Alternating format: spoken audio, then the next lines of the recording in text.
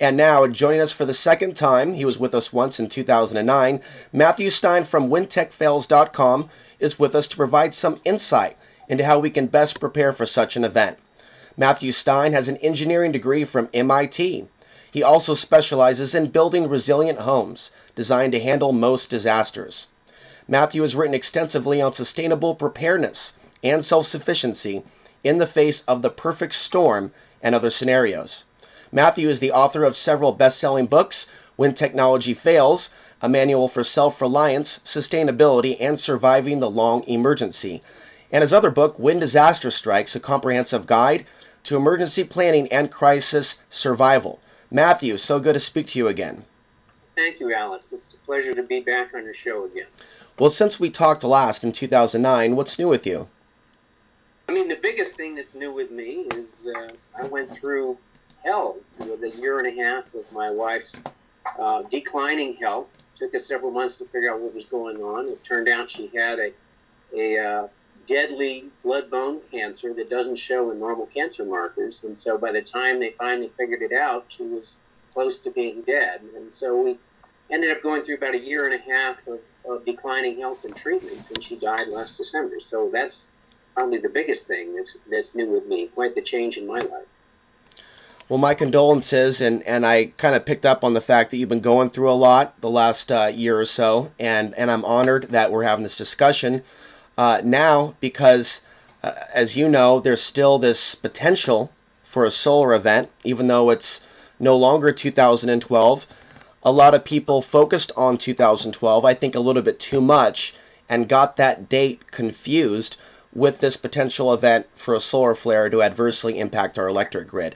Can you explain just a little bit what we're looking at now, even though it's no longer 2012 and it's 2014, and how this is still very much an issue? Well, I never gave a whole lot of stock to the 2012 end of the Mayan calendar date. It was just, to me, it was a date that indicated sort of a time in our planet when the big shifts and changes would be kind of hard to deny, that our planet is going through some major changes, and our civilization is not going to be Ozzie and Harriet. We can't keep the 1950s going forever. And I thought, in my mind, 2012 was sort of the symbol of that shift into this sort of new chapter on our planet. Now, solar storms are something that happen fairly often. They're not like clockwork. It's not like a year where the Earth travels around the sun every year and you can predict it.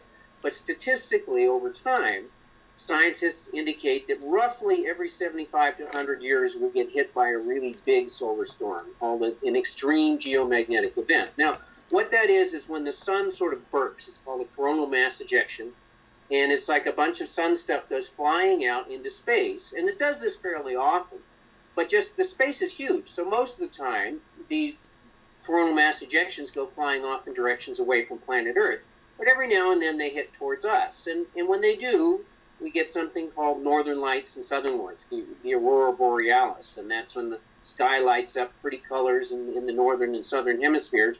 The brighter the colors, the closer you get to the poles. Now, every now and then, like every 75 to 100 years, we get a massive coronal mass ejection that has a direct hit on the planet Earth. And the last time this happened was in 1921. And so that was like 90-something years ago, 93 years ago it happened.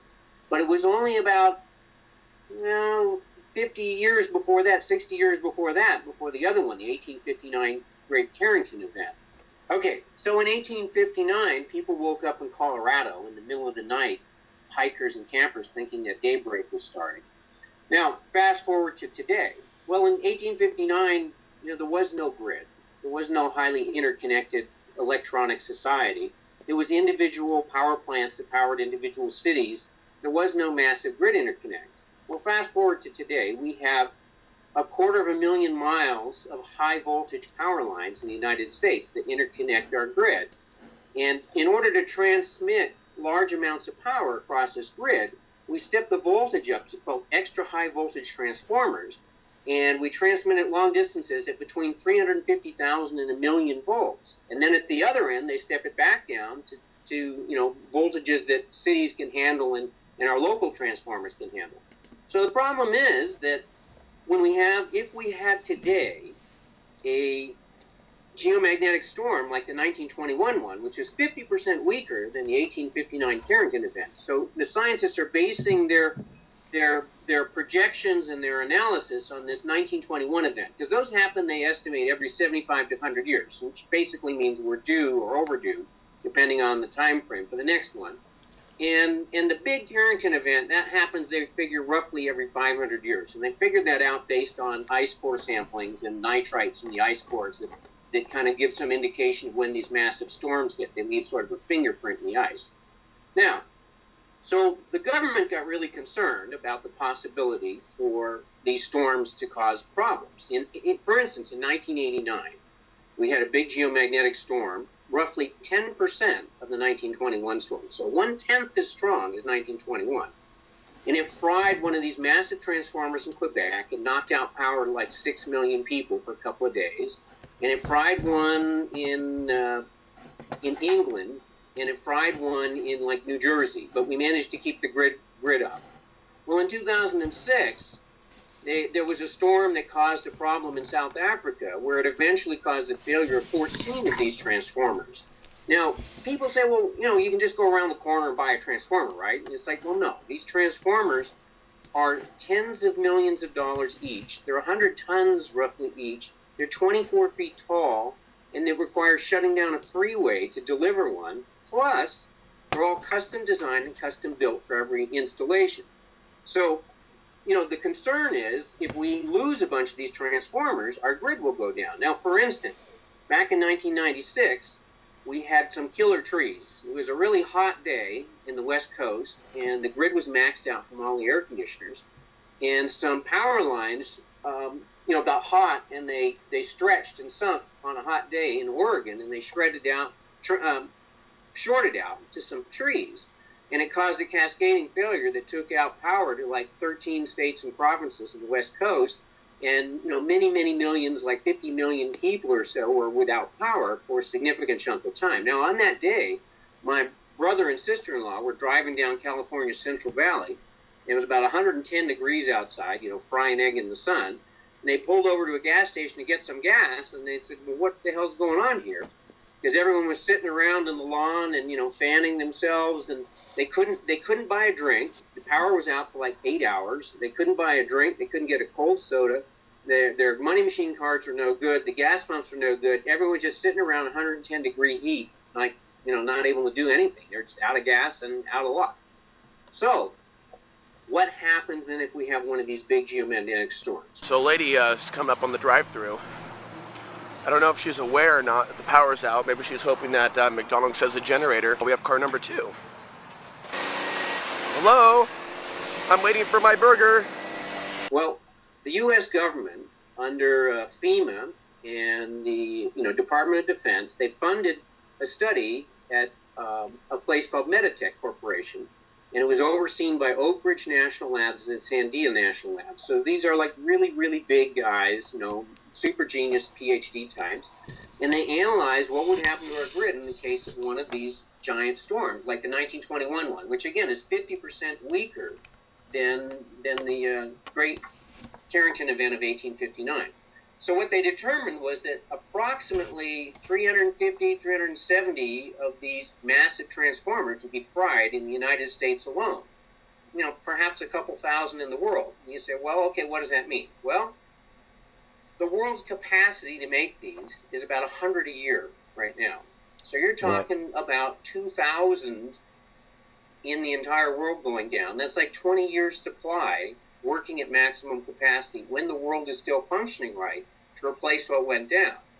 Now backtrack to 2006, the one that hit South Africa. They lost 14 of these, not all immediately, but over the next couple months, 14 of them failed from that one storm, which was a tiny storm compared to the 1921 storm. And the way the country had to compensate was they had to do rolling blackouts to the entire country. And getting the world to work maximum speed, with only one country to worry about, it took a year to replace those 14 transformers. So, and that's when the rest of the world worked. Now imagine if we have a storm like 1921's and 2,000 go down in the world. That means that most of the places in the world are screwed. They're just totally without a grid. and nothing is working. There's no air conditioning, there's no fuel refining, there's no water pumping, there's no sewage pumping, there's no internet, there's no telephones, there's no nothing. Nothing is working, everything is down. And then they're going to be relying on just the deep tropical zones of the world to put the rest of the world back together again. So in other words, Malaysia and India and Mexico and Singapore are going to be like the last remaining tech centers that are probably still functioning somewhat. But the problem there is, how much do those centers rely on stuff that's refined and produced and manufactured in other parts of the world? So you have this kind of cascading failure where the whole world is just going to really, really fall apart for a long time before it starts to figure things out and put things back together. Now, back when I was writing my most recent book, When Disaster Strikes, 2 weeks before the Fukushima meltdown and the tsunami and earthquake in Japan, 2 weeks earlier, I finished writing a chapter, the next to last chapter, called The Unthinkable, Surviving a Nuclear Catastrophe. And then 3 days before Fukushima, I finished writing, solar storms and EMP and all of this. So here, right in the 2 weeks before Fukushima, I wrote the last two main chapters of my book. And then Fukushima happened, and I get on and I'm talking about, what you can do in a meltdown situation and how best to prepare and how best to cope with it. And then I was also talking about solar storms and EMP and long-term grid failure. And one of the people listening to my radio show said, well, Mr. Stein, you discussed this Fukushima, and you told us that the official story is not that the earthquake directly caused the failure of the nuclear power plants and the meltdown of the power plants. What happened is when a power plant when the grid goes down, a power plant is designed, a nuclear power plant is designed to automatically go into emergency shutdown mode. So basically what you have is like the control rods and you have the fuel rods.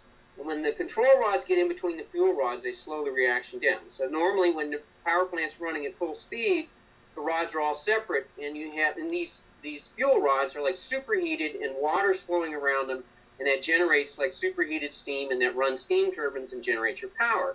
So when the grid goes down, then all of a sudden you've got this massive amount of power that a power station is supplying, and there's no place to put it. So it immediately goes into shutdown mode. So the control rods go in between the fuel rods, and they start slowing the reaction down. But it's not like flipping a switch. It takes like 5 to 7 days to cool the reaction down enough to where you can actually, the rods are cooled down enough that you can actually take them out. And they have to be cooled for 3 to 5 years in pools of water because they're still so hot for the next 3 to 5 years radioactively. They're generating all this heat. So what happens then is the earthquake happened, and the power plant went into emergency shutdown, just like it's designed to do, and disconnects from the grid like it's designed to do. And people say, well, why can't, and then backup power came in, like emergency generators produced power to keep water flowing around these rods, because these rods are producing like megawatts of power, that's heat, and they'll burn up and blow up if you don't keep them cool. So the pumps go on and keep the water flowing, and people say, well, why can't the reactor just, provide its own power? And it's like, that would be like trying to drink out of a fire hose. You blow your face off. See, the reactor is making so much power, and the tiny amount of power, relatively speaking, that it would take to run those pumps is such a smidgen that it can't just keep making that power with no place to put it. So it's got to go just into shutdown mode and disconnect from the grid. Well, so 20 minutes later, the tsunami comes along, and these brilliant engineers, and I'm one of them, I'm an MIT engineer, and we try to think of things. Well, 4 out of the 6 nuclear reactors were operating at the time. 2 of the 6 were shut down for refueling the rods. The rods only last a year or two, and then they need refueling. They start like losing their juice. They got to pull them out and swap them out for new ones. So 4 of the reactors were operating, and 2 were shut down. Well, out of the 4 operating ones, 5 out of the 6 reactors had all of their backup generators on the ocean side. So the tsunami comes along and wipes them out. Number 6 reactor was the only reactor that had their generators on the mountain side instead of the ocean side. So that one was still functioning. So what happens is, well, 1 and 2 reactors, the 2 reactors go critical, like in 15 minutes, and start melting down, because their pumps got wiped out, the water stopped flowing. So 15 minutes later, these cores have gotten so hot that they start generating tons of steam and they start melting down and they start blowing things up. And then reactor number 5, it got a partial meltdown, and then they were able to shunt power from reactor number 6 back to number 5 to restoring some cooling. So that's why reactor number 5 was like only a partial meltdown. Okay, so then what happens? Well, you know, these reactors are designed with huge amounts, like 6-foot thick steel reinforced concrete walls to try and hold all that nasty stuff inside in the event of a failure. Well, according to Arnie Gunderson, and Arnie Gunderson was number 1 in his class at RPI in nuclear engineering, and he was senior technical vice president of nuclear energy services in Danbury, Connecticut, so he really knows his stuff.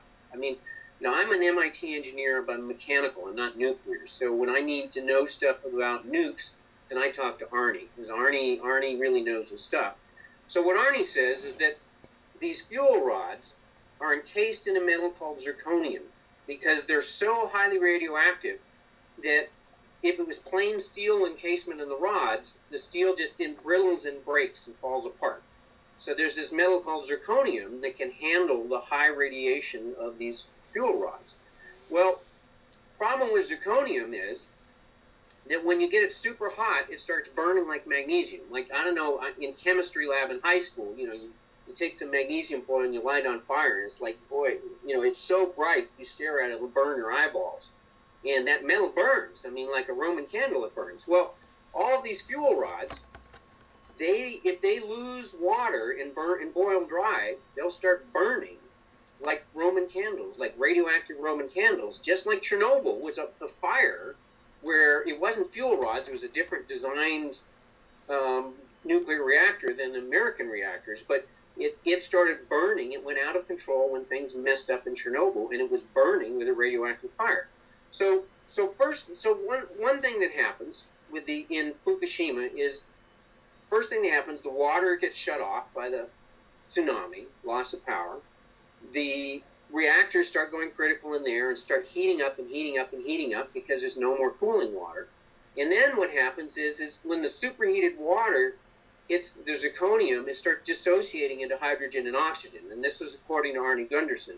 So he said that the oxygen and hydrogen water starts separating into two gases, and the gases boiled up in the dome, and then they recombined in the top, and there was an explosion inside the dome, and it split the dome. So that's what you saw, like on TV, where you saw this, you know, big explosions happening and gas and steam and stuff being released.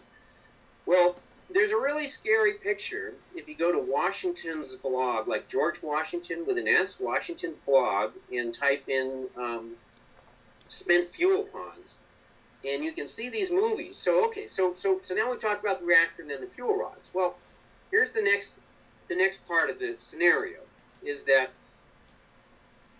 when a reactor is done every year or so with these rods, they got to do something with them, and they take them out, and they're so radioactive that they can't. Regular robots will disintegrate. Their electronics is fried. So they have these giant cranes on top of the building and mechanical linkages. And these big cranes go down inside the reactor, and they pick up the rods, and they move them into like a swimming pool on a crane. And they put the rods in racks in the water because they need the water around the boat to keep them cool. And they're so radioactive that without water shielding that radioactivity, they'll just, like, even through radiation suits, they'll just kill anybody around them.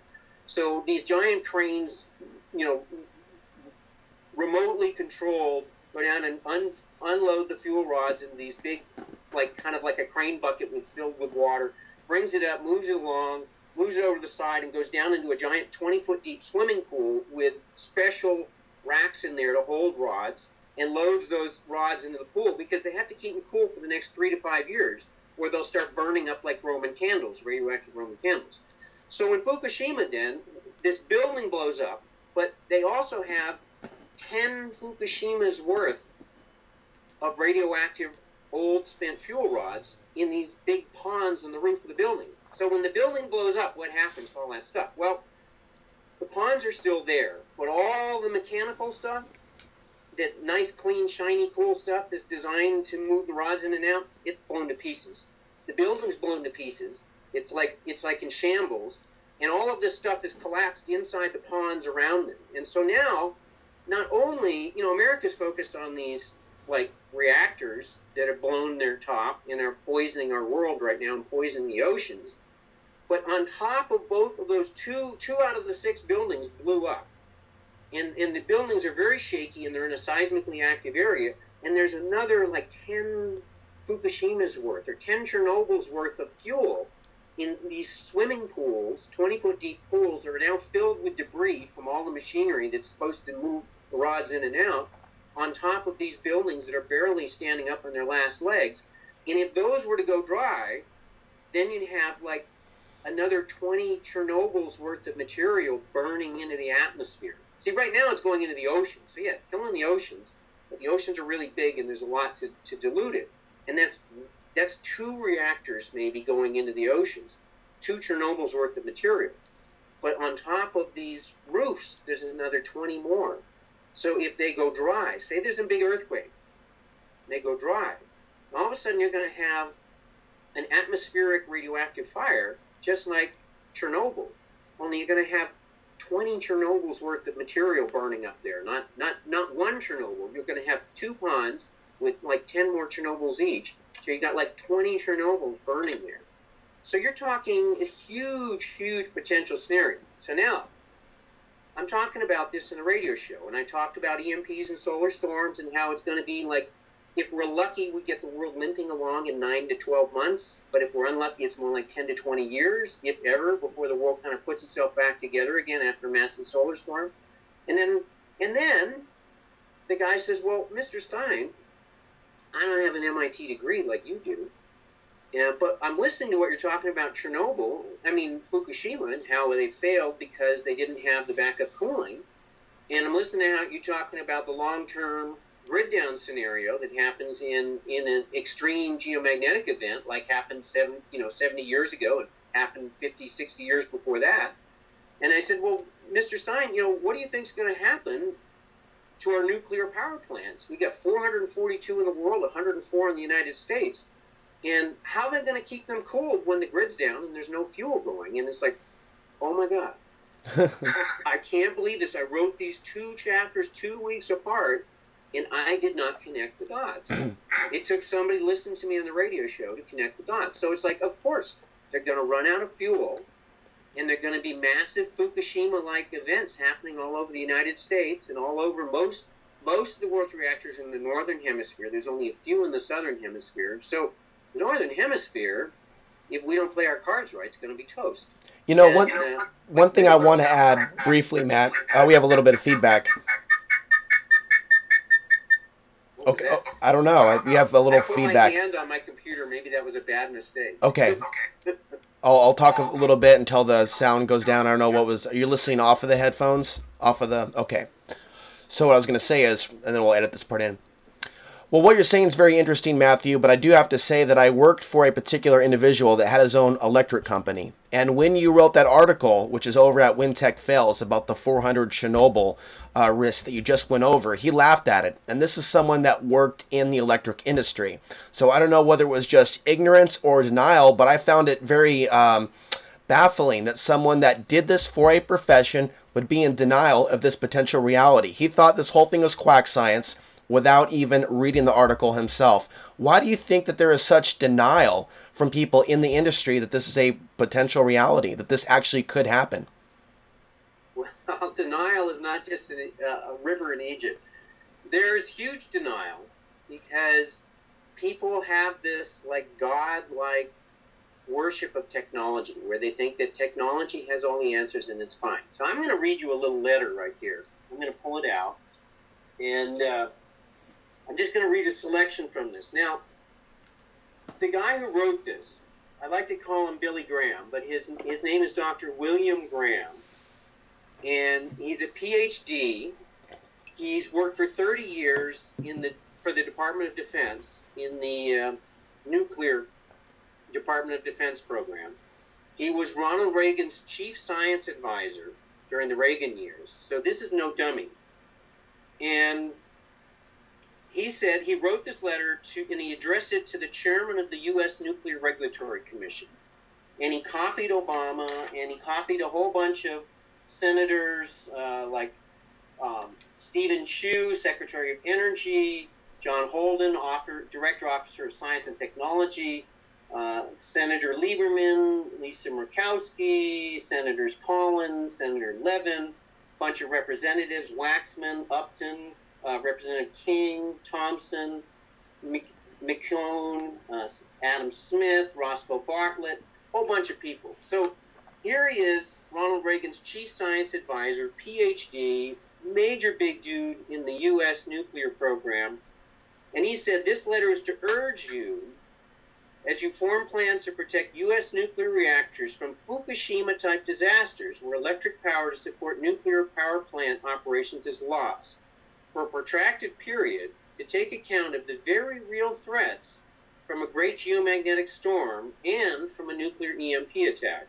Now, this gentleman was the commissioner of the bipartisan EMP commission that was sponsored by Congress, both Republicans and Democrats, to study the threat to grid and national security of both EMPs and solar storms. And so this man is no dummy, and this man agrees 100% with me that we're going to see multiple Fukushima-like events in most likelihood if we do not plan, and there are ways to plan to prevent these from happening. If we blindly go along like your friend saying, oh, that's a bunch of horse, that's a bunch of bull, and it's never going to happen, and, you know, this is just a bunch of crock.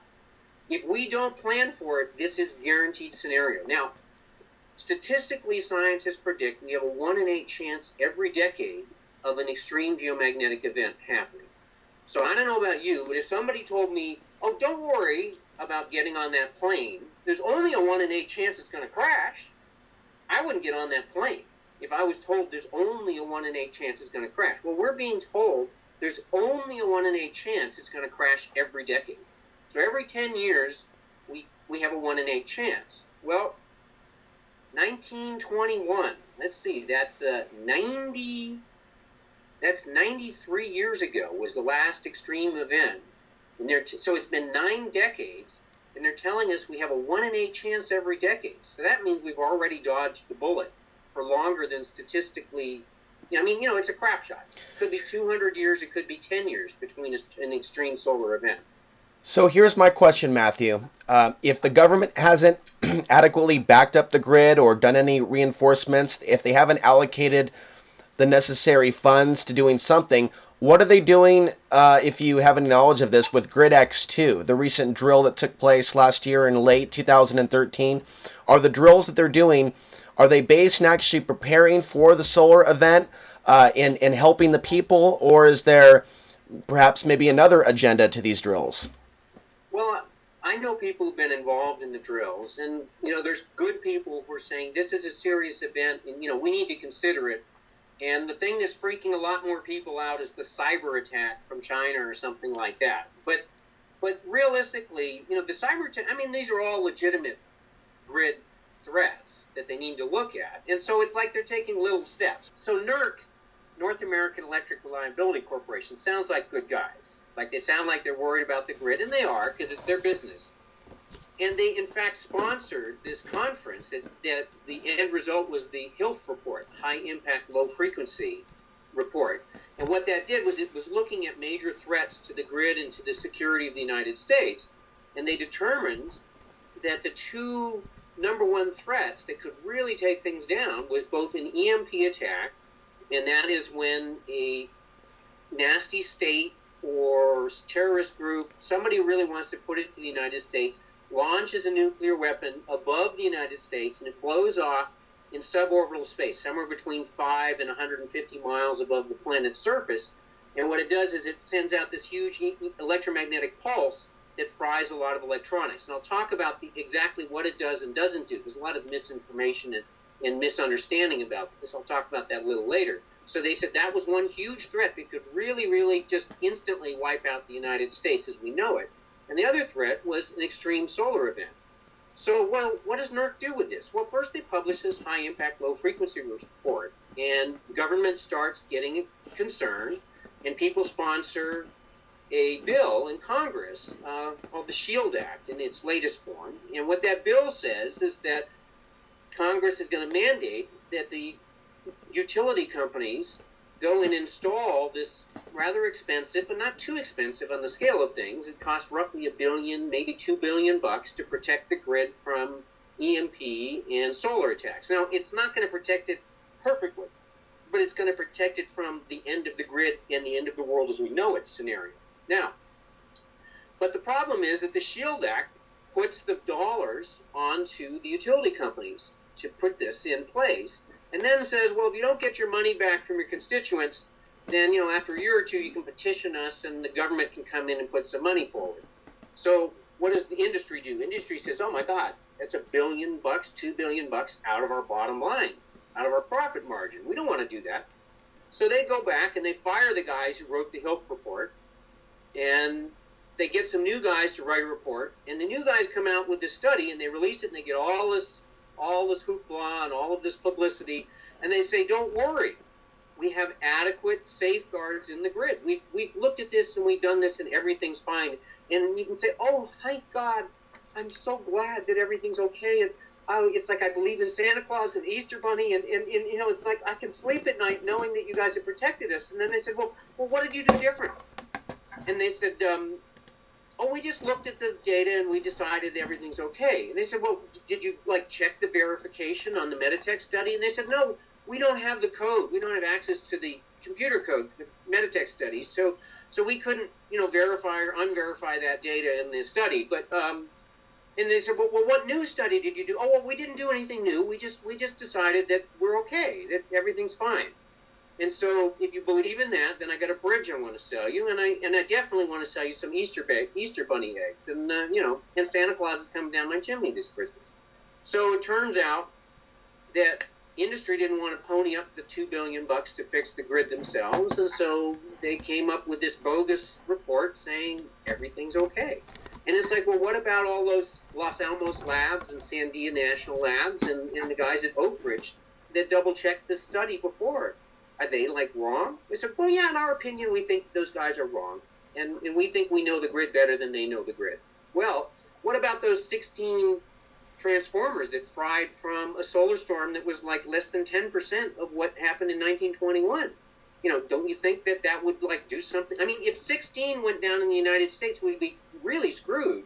And we're talking 350, 400 going down in the United States, not 16. I mean, we're talking, if 16 took a year for the world to fix when the whole world was working well, how are we going to fix 300 when the whole world is in the same boat as we're in? So it's if you believe that it's okay. So now look at this scenario. For 50 years, the U.S. Army Corps of Engineers told the government that the levees around New Orleans were going to fail when there was a Category 3 or stronger hurricane to hit New Orleans. And they said, it's not a question of if this hurricane is going to hit New Orleans, it's a question of when. We just don't know when it's going to happen. So for 50 years, the warning call was sounded. They even approved the money at some point in time, but then it was too unsexy to spend that money on levees. It's kind of if it ain't broke, don't fix it.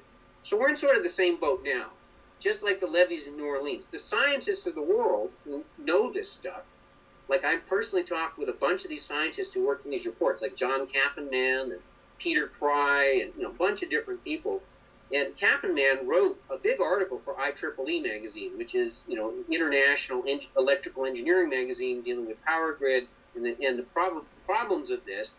And he even admitted that the scenario that they studied was really on the optimistic side.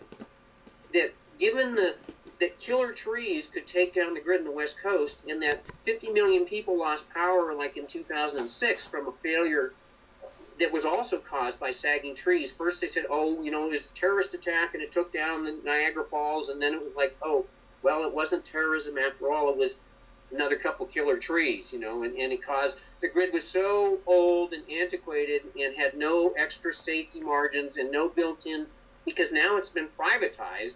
So in the old days, the utilities would spend the extra money and make sure that things were right and up to date and that there was multiple levels of backup and protection. Now it's like, oh no, we're privatized, so that's in the bond. That cuts into the profit margins. So we really don't want to spend that money to upgrade things, and we really don't want to spend anything extra because then our shareholders don't make as much money. It's less profit this quarter, and we're privatized, so it's like the maximum profit every quarter is what's so important. It's not like thinking long term, like surviving into the next 20 years. It's like, how do we keep this quarter's profit maximized or keep our stockholders healthy? So, okay. So now we've got a scenario where there's 104 nuclear reactors in the United States. A significant percentage of them will probably go Fukushima style if we have a grid down situation that lasts beyond a month or two. Now, it turns out that the Nuclear Regulatory Commission mandates a week's backup supply of fuel for each of these power plants. Well, and the week is figured, the grid is stable and the power plant will get everything up and going. And so if they run out of a week's fuel is plenty to hold us for any kind of emergencies. And then after I talked about 400 Chernobyls, I had a bunch of operators say, well, our power plant actually has a month's worth of fuel on hand. Well, so there's a month's worth of fuel on hand. Now imagine the grid down, and you get 300 transformers, and they can make about 100 of these a year worldwide. So, and if one grid transformer went down in the geomagnetic storm of 1989 and it cut out power to 6 million people in Quebec, and 14 went down and they had to ration power with rolling blackouts to the entire country of South Africa. Now, what's 350 going to do? And so, if there's no oil refining, can you imagine that the government is going to guarantee that diesel fuel tanks are going to show up like clockwork at all 104 nuclear reactors in America and make sure that their backup generators keep going? When there's chaos in the streets, there's mass starvation, the government's collapsed, the military's collapsed, nothing's working, but they're going to magically keep that oil flowing to the nuclear power plants and no place else in the country. It's like, I don't think so. So here's the solution then.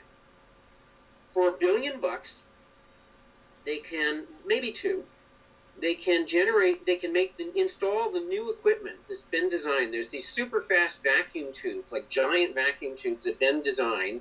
And I spoke to the guy in this corporation that actually makes this stuff and has invented this stuff. And he has the largest EMP lab in the country to do DOD stuff for testing electronic things for the military of what would happen in the event of an EMP. So he really knows his stuff. And they designed this stuff, and for about $1 to $2 billion, they could install the equipment to shunt the power around these massive transformers in the event of an EMP or solar storm and a grid collapse, preventing grid collapse. And then for maybe another $1 billion, we could put backup fuel and backup generators and backup key electronics installed in EMP-hardened containers at each of those 104 nuclear reactors. So in the event of a major EMP attack or a solar storm, then we could keep those reactors protected and cooled, so at least they're not going to go Fukushima style and end life as we know it on planet Earth. So for the price, now how much is that? Well, $2 billion is what a single stealth bomber costs. And the official bailout for Wall Street was like $500 billion. The unofficial was several $1 trillion.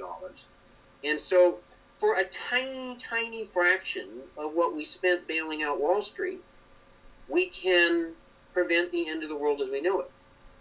So that's the good news. Bad news is they're just talking about it. And the bad news is it's kind of like climate change. It's like industry gets in and says, our bottom line's at stake, our profit margins are at stake, so we're going to muddy the waters and we're going to put this other, bogus report in there to tell you everything's okay because we don't want to pony up the money. So that's where we stand. Now, how about talking about the difference between an EMP and a solar storm? You want to go into that now? Yeah, I think that would help. Okay. I got a little echo here back. Maybe you just turn the speakers down just a little bit more. Turn my speakers down? Yeah. That way, I can maybe come in once in a while and then I'll come back. That's perfect. Is that good? Is that loud enough for you to hear? Yeah, it's fine. I think it's every time I put my hand on my computer, it causes problems. So I got to keep my hands away from it. Yeah, I have my computer 2 feet away right now. So Matthew, explain to us which is more threatening, the EMP situation or scenario or the solar flare? Well, I'm personally a lot more worried about solar flares. They're both really, really serious, and I'll explain the differences. Now, so a solar flare does not destroy your personal electronics like an EMP does. So an EMP is this electromagnetic pulse that goes, when a nuclear bomb blows off above the planet Earth, it generates this charged particle event in the upper atmosphere. But there's three effects from an EMP, and there's really only one effect from a solar storm. So with an EMP, you have an E1 effect, and that's like a speed of light, like nanoseconds, fraction of a fraction of a fraction of a fraction of a second. It's just like, psh. And what that effect is like, it's like going and rubbing your feet on the carpet on a cold winter's day and opening up your computer cabinets and putting your fingers in there and sparking a bunch of chips and saying, gee, I wonder what that did. So the EMP effect is like inducing these little electrostatic events like all over in the zone. And to get an idea of how big an effective area, if you have a large nuclear device that's blown off, say, like 70 miles above planet Earth, it's going to affect an area of, say, roughly a 1,500-mile circle. We've got a good graphic for that. Now, how big is that? Well, draw a circle on your map that goes through Quebec, Canada, and goes to Miami Beach, Florida. And so that'll cover most of Texas. It'll cover the entire eastern seaboard of the United States. It'll cover Chicago. It'll cover like 3/4 of the population of the country. And it'll cover, and what will it do within that effect? Well, the E1 effect is going to go out, and it's going to cause electrostatic effects that destroy most of the complex, digitally controlled electrical systems in our country. Now, your iPhone, probably going to be okay. It's just a discrete little component. It's got no big antenna. It's probably going to be fine. Your cars, surprisingly enough, in actual EMP tests done by the U.S. DoD, roughly 15%, 1 out of 8 of the cars driving down the road will just stop dead. They'll stop. That's only 1 out of 8. Most of the cars will have some kind of electronic anomalies and things, but you see, a car is designed to be quite resistant to static kind of things. See, cars are discrete. They got rubber tires. They're self-contained. They're insulated. And they've got sparky things going on inside of cars all the time anyway. So they're fairly hardened from an EMP point of view. Now, but here's the downside. Pretty much in EMP tests, every electronic digital control system that's connected with wiring of any kind, like network cords, like all of the stuff that runs our factories, all of our stuff that runs our refineries, all of our stuff that runs the internet, all of our stuff that runs the phone systems, all of our stuff that treats our water, all of our stuff that air conditions our air, all of our stuff that makes our world go round, that's going to die. All the complex digital control systems, the digital logic controllers, the DLCs, the programmable logic controllers, the PLCs, and all of the remote SCADAs, sensory control and data acquisition systems. They're the remote eyes and ears that run our nuclear power plants. Like, little guys in suits can't go inside the nuclear power plant and make it work inside the reactor itself. It's all done remotely. So all of those complex digital systems that make the stuff in our world go around, that's toast. It's done. Now, the problem is, not only is that done, the guys who still know how to repair things manually and diagnose things manually, most of them are dinosaurs. Like, they got gray hair like me and bald heads, and they're old guys and they're retired. And so nowadays, everything's diagnosed remotely via the internet, and the computers are figuring it out. Well, try to fix that stuff when there is no internet, when all the computer systems are fried, when all that stuff is down. Try to control a nuclear power plant.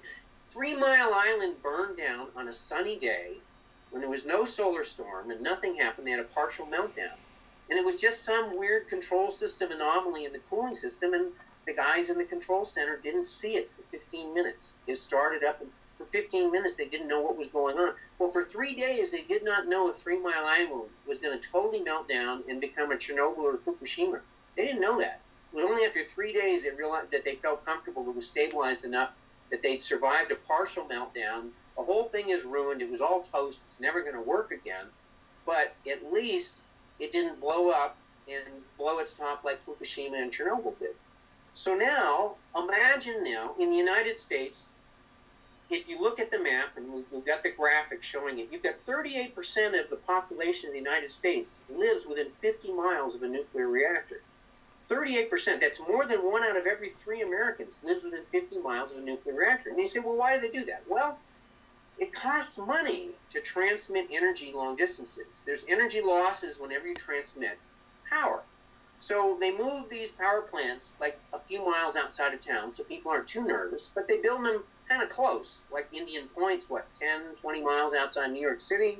If you look at the map, the East Coast is where it's densely populated, and it's where we have the dense population of nuclear power plants. So we have nuclear power plants, all around the big fault line in the East Coast. What's the name of that? The New Madrid Fault. We've got power plants all up and down the New Madrid Fault. We've got power plants all up and down the East Coast. So in the event of an EMP, if it's a large EMP, you're talking that 1,500-mile circle, you're gonna do about 80% of the nuclear power plants in the United States are probably going to go into failure mode right away. Now, some of them, I'm sure they'll be able to get backup transformers and generators going and keep them running, and some of them not. So, let's backpedal and say, okay, well, let's look at some real live EMP tests that the U.S. DoD and the Soviets did before they banned nuclear bombs. So in the U.S., they did the Starfish Prime test in 1962. So they blew off a nuclear device in the air to test the EMP effect. And they blew it off. It's on Johnston Island, 900 miles south of Honolulu. So very close to the equator, very tropical. And they had this Nobel-winning physicist calculate the effect of the EMP, but they didn't really understand it because they hadn't really studied it before. And it turned out that all of their instruments were off by a factor of 10 to 1. So it decked the dial on all their instruments. So they could calculate the EMP effect by instruments in Honolulu that measured it, but all of the military boats that were down by Johnston Island totally wiped out their electronics, decked them out totally. They weren't prepared for the level of the EMP effect. Now, what did it do 1,000 miles away in Honolulu? Well, it knocked out some streetlights, 50 cars wouldn't start or so in Honolulu, and it wiped out a telephone switching station on Kauai. Not too bad, right? Well, it turns out, think about a magnet. If you've got a magnet, there's a north and a south pole in the magnet, and if you put it, like I was a kid, you'd go around in sand in a sandbox, you'd get iron filings, and they'd stick to the north and south poles of the magnet, but nothing stick to the middle of the magnet, right? Because it's a north and south pole. Well, when you have an electromagnetic effect around the planet, the electromagnetic effect is really strong at the north and south poles, and it's like nothing around the equator. So what happens in an EMP is the same kind of thing. You have this electromagnetic effect really strong towards the poles and not much towards the equator. Well, the United States did their Starfish Prime test at Johnston Island, which is very, very tropical, 900 miles south of Hawaii, so it's deep in the tropical zone. It's not far from the equator. The Soviets, on the other hand, they did their EMP effect in Kazakhstan. So they went also in 1962, and they blew off a device above Kazakhstan. Well, they planned ahead of time, and I guess they figured Kazakhstan was the middle of, bum whatever in the middle of nowhere. And so they planted a whole bunch of backup generators in Kazakhstan because they figured it's going to knock out power. And what happened is, well, the EMP came down, and it induced such strong ground currents in a trunk line that supplied power to this region of Kazakhstan. It was a 1,000-meter long power line buried 2 meters deep. So it's 6 feet underground, and it's 600 miles long. And it induced so much current in that buried line under the ground that it burned down the power station 600 miles away. And these were generators that were pre-microelectronics. These are the, quote, hardened stuff that nowadays everyone wants for EMP. It was pre-EMP days. And it fried the generators so they wouldn't start. So here you have stuff that's very robust by today's. I mean, it's 1,000 times more robust because there's no chips in this stuff. And yet it still cooked the generators and they still wouldn't work.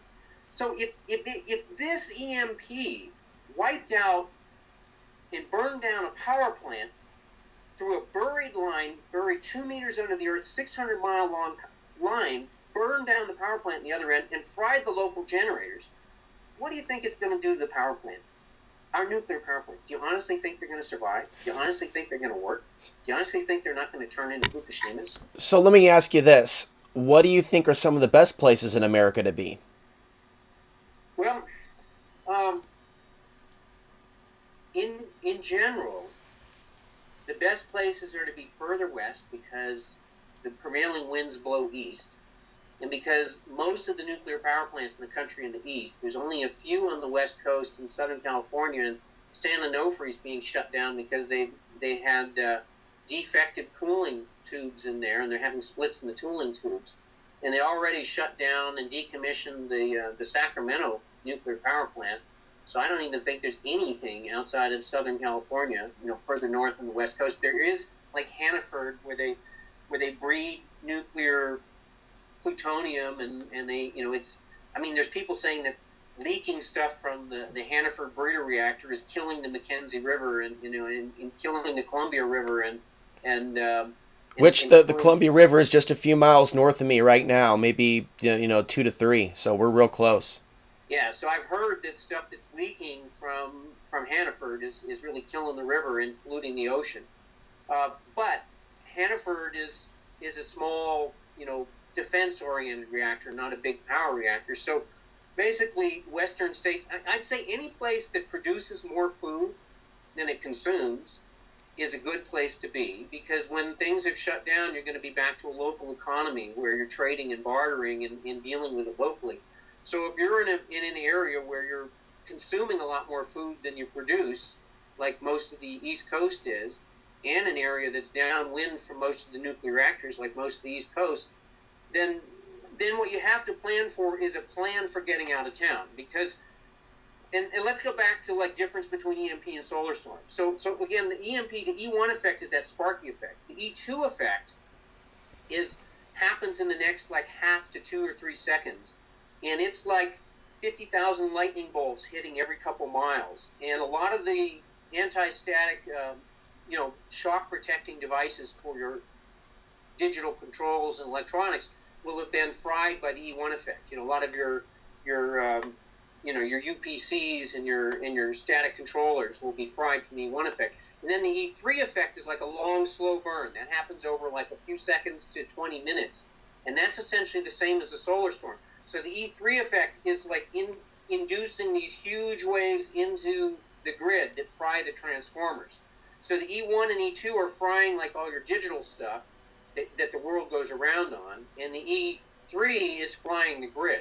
So you collapse the grid within a smaller area, and you're also frying most of that complex digital control systems that make our world run. So what you're seeing from an EMP is a much more severe damage within a smaller area.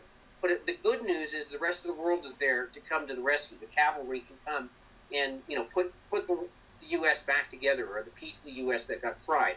Now, if it's a small, like, say, Iraq, say some terrorist guy gets funded by an Arab sheik and he buys a little suitcase tactical nuclear weapon from one of the failed states of the Soviet Union, and then they buy a Scud missile on the black market, and then hire some Pakistani engineers to engineer the whole thing, and they get a junk freighter off the United States and launch this little missile with a Scud up over the United States and blow off a tactical nuclear bomb. Well, you're only talking like a 500-mile circle there. You're talking like New York City, Boston, Washington, D.C. You're talking the instant collapse of the government that runs the United States, and you're talking, a dozen or so nuclear power plants going Fukushima style, and some of them like there's 4 power plants at Indian Point outside of New York City. So you're talking, 70, 80 years before New York City's inhabitable again. And, you're talking like from one little Arab sheik and a half dozen guys, you're talking like the United States will never be the same. You'll have lost New York City, Washington, D.C., Boston. The entire northeastern part of the United States is toast and uninhabitable for, 5, 6, 7, 10 decades, something like that. So, you're talking pretty serious. Like, make Fukushima look like a picnic. Or Chernobyl. And in Chernobyl, in the short run, well, people say it wasn't that bad. A couple hundred people died of radiation burns, giving their life to encase Chernobyl in a concrete sarcophagus. Well, they did the Russian scientific study, they did an epistemological study, and they looked at the world death rates of cancers and various things, and they found that 1 million plus people died worldwide as a result directly from the radiation from Chernobyl, and it made about 3 million people sick. So if you go to Washington, if you go to the Ukraine, you go to these areas that were downwind, then the Chernobyl necklace of, massive thyroid tumors is like all over town. Right. Kids with arms, born with no missing arms and limbs, and totally deformed, are all over the place. And Chernobyl AIDS is commonplace. So basically, people are sick as a dog. They have their immune system is gone. It's as if you have AIDS, but it's radiation induced. And so that's from one Chernobyl.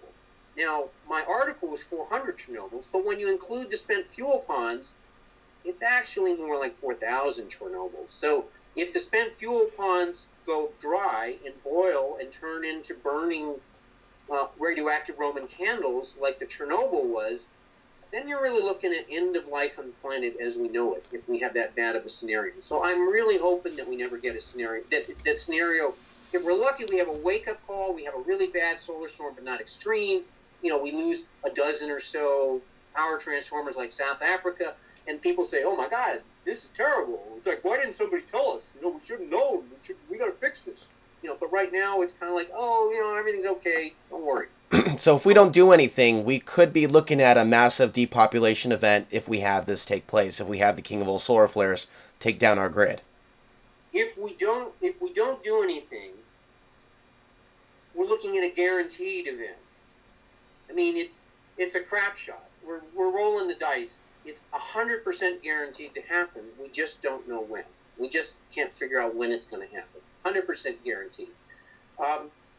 If we're lucky, we get a wake-up call. Like you could say that Katrina was a wake-up call. It could have been a Category 5 hurricane. It was a Category 3, not a Category 5 by the time it could land. If we get like a Category 3, equivalent solar storm, then we get a wake-up call, and it's not the end of the world as we know it. If we just ignore it, and the big one hits, like 1921 style storm, that size storm, yeah, it's like game over for society, game over for the world as we know it, and maybe game over for mammalian and human life on planet Earth. Depending on how well we manage those nuclear shutdowns in the crisis, when there's no communication happening and there's a grid down, do enough people have heads on their shoulders that they're able to decommission and unload those nuclear rods out of the reactors in the week's time after the grid goes down? And are they able to get them into ponds? And then are they able to keep those ponds filled with water for the next 3 years and keep them from boiling dry when the world is falling apart and people are starving and there's mass chaos? It's like, if I was a betting man, I wouldn't bet very good odds on that one. So if we know the government's not preparing like they should, or warning the people adequately like they should, we the people, especially those that are serious about preparing for a situation when technology fails, we need to be looking at what solutions are available to us right now instead of later. That's correct. And so in my book, there's differences between when disaster strikes and when technology fails. So this specific survival strategies and prepping strategies for solar and EMP and nuclear events are covered in my new book, When Disaster Strikes. There's specific chapters on each of those. And so that's really, but the book is smaller. It's let me just show them to you. So. Oh, and by the way, as you're doing that, if you want to ramp up to a conclusion for this part, feel free to do so. Then I will hit stop over here. Then we'll take a 5-minute break if you'd like to do that. And then we'll stretch a little bit, then come back and focus our attention on part 2, solutions. So with that, go ahead. Okay. So this book is the more recent one. And it was a short-time bestseller. It was on the bestseller list on Amazon for a couple days. And that's like a perfect prepping and crisis survival handbook. Like if you want to start somewhere and you don't know where to start, then start with the When Disaster Strikes book and start planning for short-term survival, short-term preparedness, grab-and-go kits. How do you get your medical stuff in order so that if there is a crisis, you can deal with things to the best of your ability? And how do you get some food supplies in order? And you start, and it allows you to start step at a time. But this is my first book, and this is an older copy that is a little bit of notes and places to look and refer to. And this book was downloaded to me instantaneously in 1997. At that point in time, I'd had a 20-year practice of daily prayer and meditation, nothing fanatical.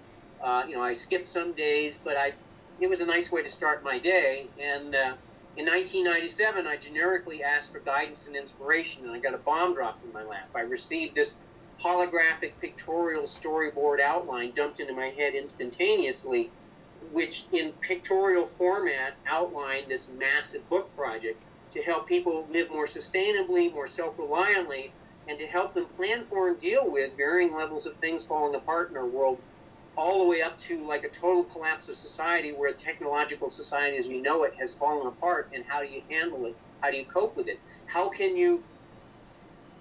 The goal in the book was, or the last goal of handling and coping with it was, how can we replicate, say, 18th century technologies, which is within our ability to replicate? Because in the 1800s, someone in every community knew how to make, grow, or fabricate whatever was needed for a reasonable standard of living.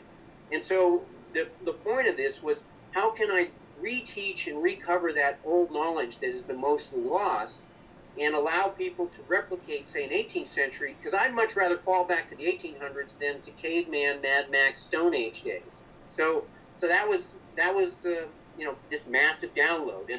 And so my first thought was like, no effing way. I mean, I don't know all this stuff. I can't do this. And then, Jesus calls it the still small voice. The little voice in my head said, assured me, it said, well, nobody knows it all. And it assured me I had the skills and talents, and that if I chose to take the assignment on, and it always felt like my assignment and not my idea, that I'd get the inner and outer help I needed to make it happen. So it took me about a year to decide maybe it was a good idea. I ran the idea by Howard Reingold, the editor of the Whole Earth catalog, who took over from Stuart Brand. He thought it was a great idea. And the second year, a friend of mine, Eric Perlman, told me how to write a basic proposal. He's a filmmaker and does specials on extreme skiing and various National Geo specials and things. And then in the third year, I found a publisher, and I bit the bullet and worked 70 hours a week and racked up the credit cards and put my engineering business on hold and made it happen. But then people complained. They said, this book is like phone book size. And they said, it's way too big for my grab-and-go kit. And they said, can you please give us a book that's like a little compact, more simpler, that's great for your grab-and-go kit? And that's where this one came out. It's got a built-in survival guide and a first aid guide, and it's a prepping and survival manual, and much smaller to put in your grab-and-go kit. But, if the world fell apart, I got to have the big book. But, it might be good to read it first. I have a friend that has that book. I have several friends that have your book. And the book that you sent me for our last interview in 2009, I still have it. And I was just at my survival spot out in the woods where I have a lot of food stored as well as books. So it was nice to hear from you again recently and set this interview up, because I just saw your book and was thinking that this is the perfect time to have this discussion. I would just simply recommend that people read the information first before the disaster, and not assume that you can just whip open the book when the disaster happens and have an easy how-to guide to survive a very potentially disruptive scenario. Well, and practicing is so important, because these basic things, like if you've never camped, start car camping, and then switch to a little, and if you can't handle a backpack over long distances, just go out in the woods and try to camp by yourself, because there's nothing like carrying everything on your back and being out for a few days and finding like, oh, God, I wished I had brought that. Or my back is aching and there's this stuff in here I never touched and never needed, and I wished I hadn't brought that. So it's like doing a little of that is so important, because it helps get you figure out what's really, really important and necessary and what's not so necessary.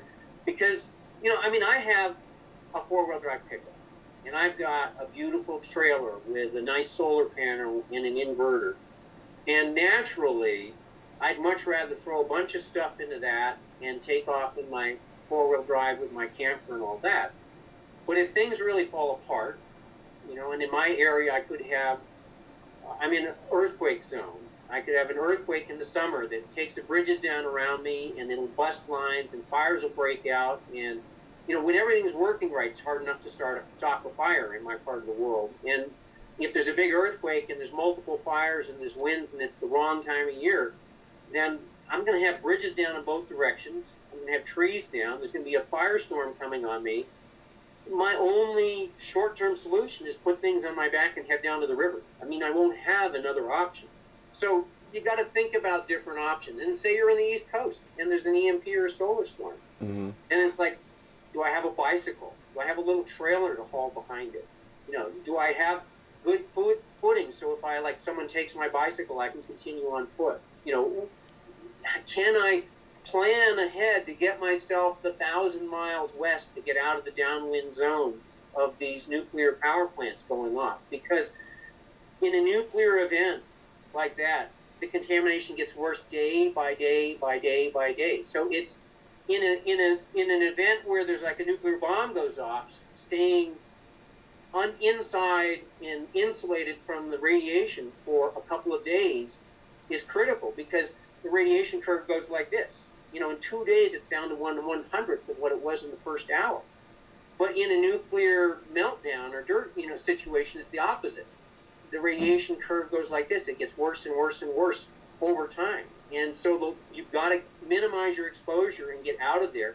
And you'll have time before they melt down, hopefully. But in the event of an EMP, they could be melting down in 15 minutes in an EMP. So if you can figure it out, because nothing's working, if you can figure out what happened, then and it's an EMP and not a solar storm, meaning like a lot of your cars aren't starting and stuff, it's EMP and not solar. If it's solar, yeah, you go out at night and the sky's lit up like incredible and the grid's down, but your electronics is working except there's no grid.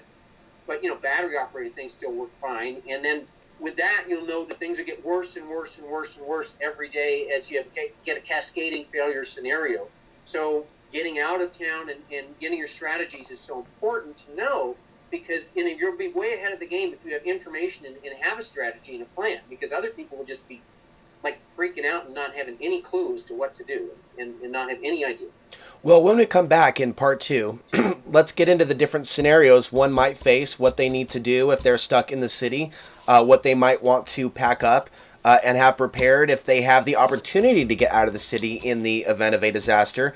And we'll also spend some time for those that are already off the grid that want to make sure they have all their bases covered. We'll also talk about the psychology, how to stay calm, and the survival skills that perhaps somebody may need to have in such a event.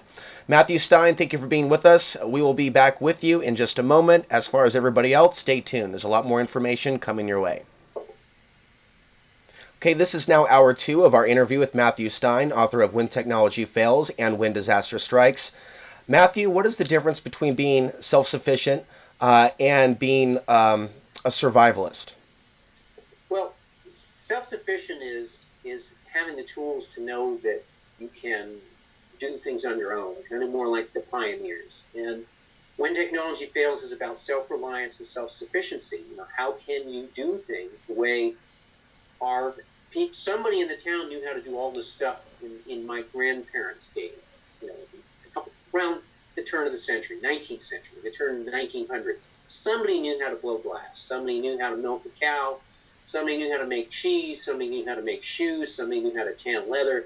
Somebody knew how to blow glass. Somebody knew how to make ceramics. They could do all of those things. There was a foundry probably that could cast horseshoes.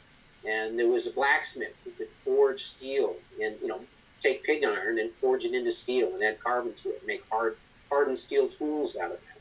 People knew those skills. So that's self-reliance in that. And then the second part of the book is sustainability. In that right now, the way the world's going is totally non-sustainable. We're headed for ecological collapse. Basically, our oceans are collapsing. 11 out of 15 of the world's fisheries are either in collapse or on the verge of collapse or close to collapse. The acidity of the ocean is rising. We're having massive shellfish die off in places. If it rises a little more, we're not going to be able to have crustaceans in the ocean and shellfish anymore because they just simply can't survive in that. We're over half the forests of the world have been cut down, most of that in the last 30 years. We're seeing massive die-off of plant and animal species on the planet. We're seeing the sixth major extinction out of the last couple billion years. We're seeing the sixth major extinction, the last one being like 60 million years ago when the dinosaurs got wiped out by a big asteroid or something. So we're seeing the impact of human beings on this planet in unsustainable ways that are guaranteed to collapse the world as we know it. So part of the book is about how do we as individuals live more sustainably, live in ways that are less damaging to the planet, and how do we promote that? Because if we're going to survive as a species and as a society, we've got to change the way we do business in the world. And then the last part of the book is surviving the long emergency. Well, what does that mean? Well, the long emergency is all of the stuff we're doing to our world is not going away in the near future. And it's probably going to get a lot worse than it is right now. And the recent IPCC thing, International Panel on Climate Change, has basically said, things are a lot worse than what we were anticipating even a few years ago. And so the changes we're going to see within the next couple of decades in the next century are really, really drastic. And whether they're true or not, there's people who debate that they're not. But even if they're not, the truth is we are collapsing the oceans. We are cutting the trees down. We're having desertification, and we're having crop losses, and we're having water shortages. We're having all kinds of things in the planet. And if the climate's changing because of some reason, and it's not human beings, which is hard to believe that our stuff on the planet isn't affecting it, but if magically humans aren't causing it and it's being caused by some other thing, we still have to deal with it. So the long emergency is, how do you plan for and deal with these changes in the world that are going to disrupt society, disrupt our being able to go down to Safeway and buy what we want and get everything at Costco and go to the gas pump whenever we want and get gas in the car and have our nice little world work the way it is. It just ain't going to be that way. So the book is about covering all of those. It's not just being a survivor or a survivalist. It's the whole thing. Self-reliance, sustainability, planning for, dealing with, and coping with these changes in the world. Now, one of the things that I wanted to ask, what do you think are some of the most important skills that a person should have? There's a lot of emphasis on stuff and food storage and buy this and buy now and buy now or you're going to be in danger. But in terms of skills, what are some of the most important things that we should work on honing right now in ourselves? Well, probably the most important thing, is one of the easiest things to learn. And that's a little camping and backpacking so that you can be outside in nature and you can start from a practical experiential point of view, realize what clothing you need and doesn't need, what clothing works and doesn't work. There's nothing like being out in the mountains where you got everything on your back and you go through a torrential downpour or a snowstorm or an early snowstorm in the fall, and you realize what of your gear is working and what's not. It takes doing it. So that's most important, because when things fall apart, what do you see? When you see a disaster, what do you see? You see people walking down the road. If it's not a real big disaster when they're in their cars and they've got food from the supermarket and they're staying in a hotel. That's an inconvenience, not a disaster. In a disaster, they're walking down the roads. So here's like number one thing, what's one of the most important things in my grab and go kit? It's an 1.5-inch roll of cloth, first aid, athletic tape. And people say, well, why is that the most important thing? It's like, well, think about it. Most of us aren't used to walking that much. I'm a runner and I'm always out hiking and stuff, but most of us are not. So what happens? People go walking down the road in shoes they're not used to walking at the far end, and they blister up. Their heels blister and they hurt. Now, I told this to a guy on a radio show. This is a real hard guy in Arizona. He's got like 75 guns in his gun collection. He's a total survivalist hard guy. And he laughs, and he tells this is a real embarrassing story. He was down in backpacking in the Grand Canyon. And he didn't have moleskin, he didn't have athletic tape like I'm talking about, and he blew his heels out. They blistered and they burst and they were bleeding and they were oozing, and I had to call a helicopter in because the guy was his feet were so raw he couldn't go anywhere. So the helicopter shows up, and the first thing the pilot says is, "Boy, you better have a credit card and it better have a lot of room on it, a lot of credit left on it, because this is going to cost you." Now, I don't know about you, but I know chances that I can call a helicopter in an emergency situation to come and pick me up are pretty damn slim. So that roll of tape, as soon as you feel the hot spots, you take the tape, and you take a few inches of it off, and you scrub. You take the sticky side, you scrub the back of your heels or wherever you're hurting and you're sore, and you scrub all the scummy oils and dirt and scum off of there, and then you put that tape in your pocket or throw it away, whatever. You take some fresh tape out and you put overlapping layers over the hot spots, so that the motion on your rubbing on your shoe isn't going to just peel that tape right off in 10 minutes and cause you more problems. And then you're back in business and you're going. Or maybe you sprained your ankle, tape your ankle up. Maybe you hurt your wrist, you can tape it up. Maybe you've got a tear in your down jacket, you can tape that up. You know, a little duct tape will work too in a pinch, but I'd rather have tape made for my skin than duct tape if I needed to. So that's like a really important item. But now think about expand to skill sets. And I like to tell another anecdote to make this point. I was sharing a radio show with a guy from Arizona that teaches primitive living skills. It may have been Cody Lundeen, and it probably was, but it was this is like 10, 15 years ago when I had no idea who Cody Lundeen was. My guess is it was him. And he was sharing information about his primitive living skills. And he said that in his classes that they go through like a week of learning how to make everything and do everything from scratch, like the old Native American way. And then at the end, they don't go out on solo, but they go out in the wilderness with no tools, no knives, no needles, no fish hooks, nothing that they can bring with them from our technological world, except for the clothes on their back and their feet and their shoes on their feet. They don't make them go naked. And he says typically they split into groups of men and women.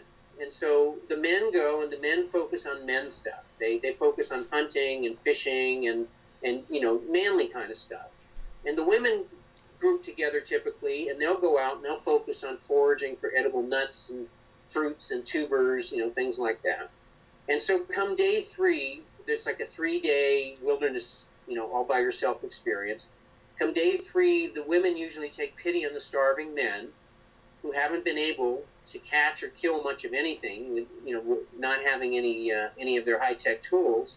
And the women share their bounty that they scavenged and foraged for with the men that were starving. So extend that out now.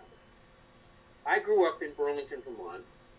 My dad took me hunting and fishing as a little kid. I had 12-gauge shotgun, went deer hunting and duck hunting and all that.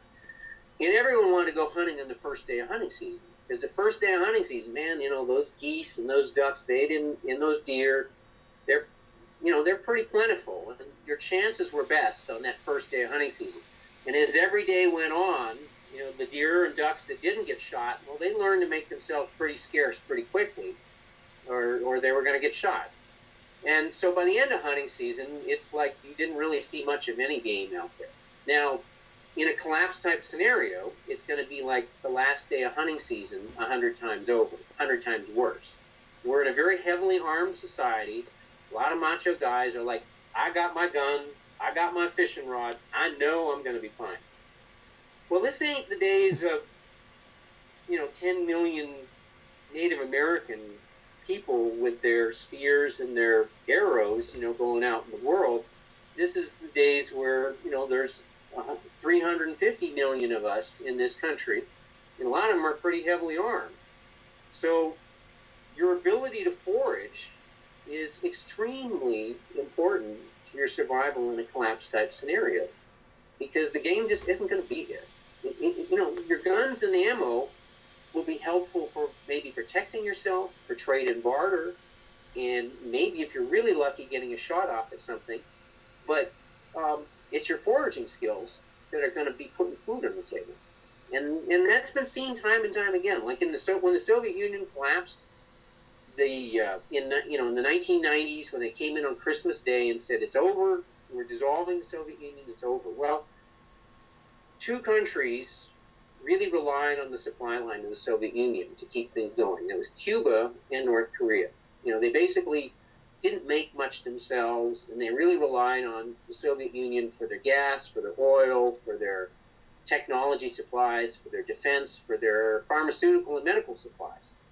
Well, Soviet Union went away in one day. It was gone.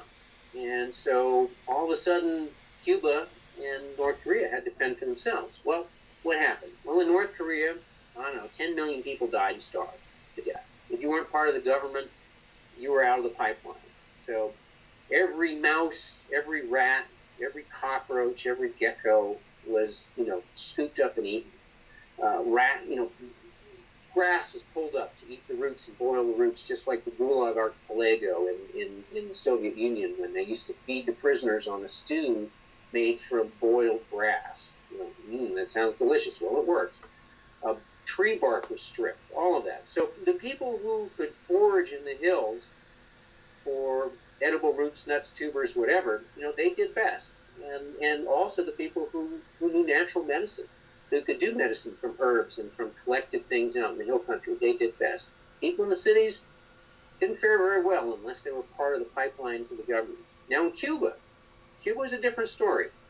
Cuba, of course, it's a more pleasant, more tropical climate, but the Cuban people kind of banded together in the government, and they shifted from an oil-based agrarian economy to, draft animals and natural fertilizer instead of chemicals. They shifted from a pharmaceutical-based medicine to homeopathy-based, then herbal-based medicine. The average Cuban lost 25 or 30 pounds. They lost 30% of their caloric intake, got reduced, but nobody starved.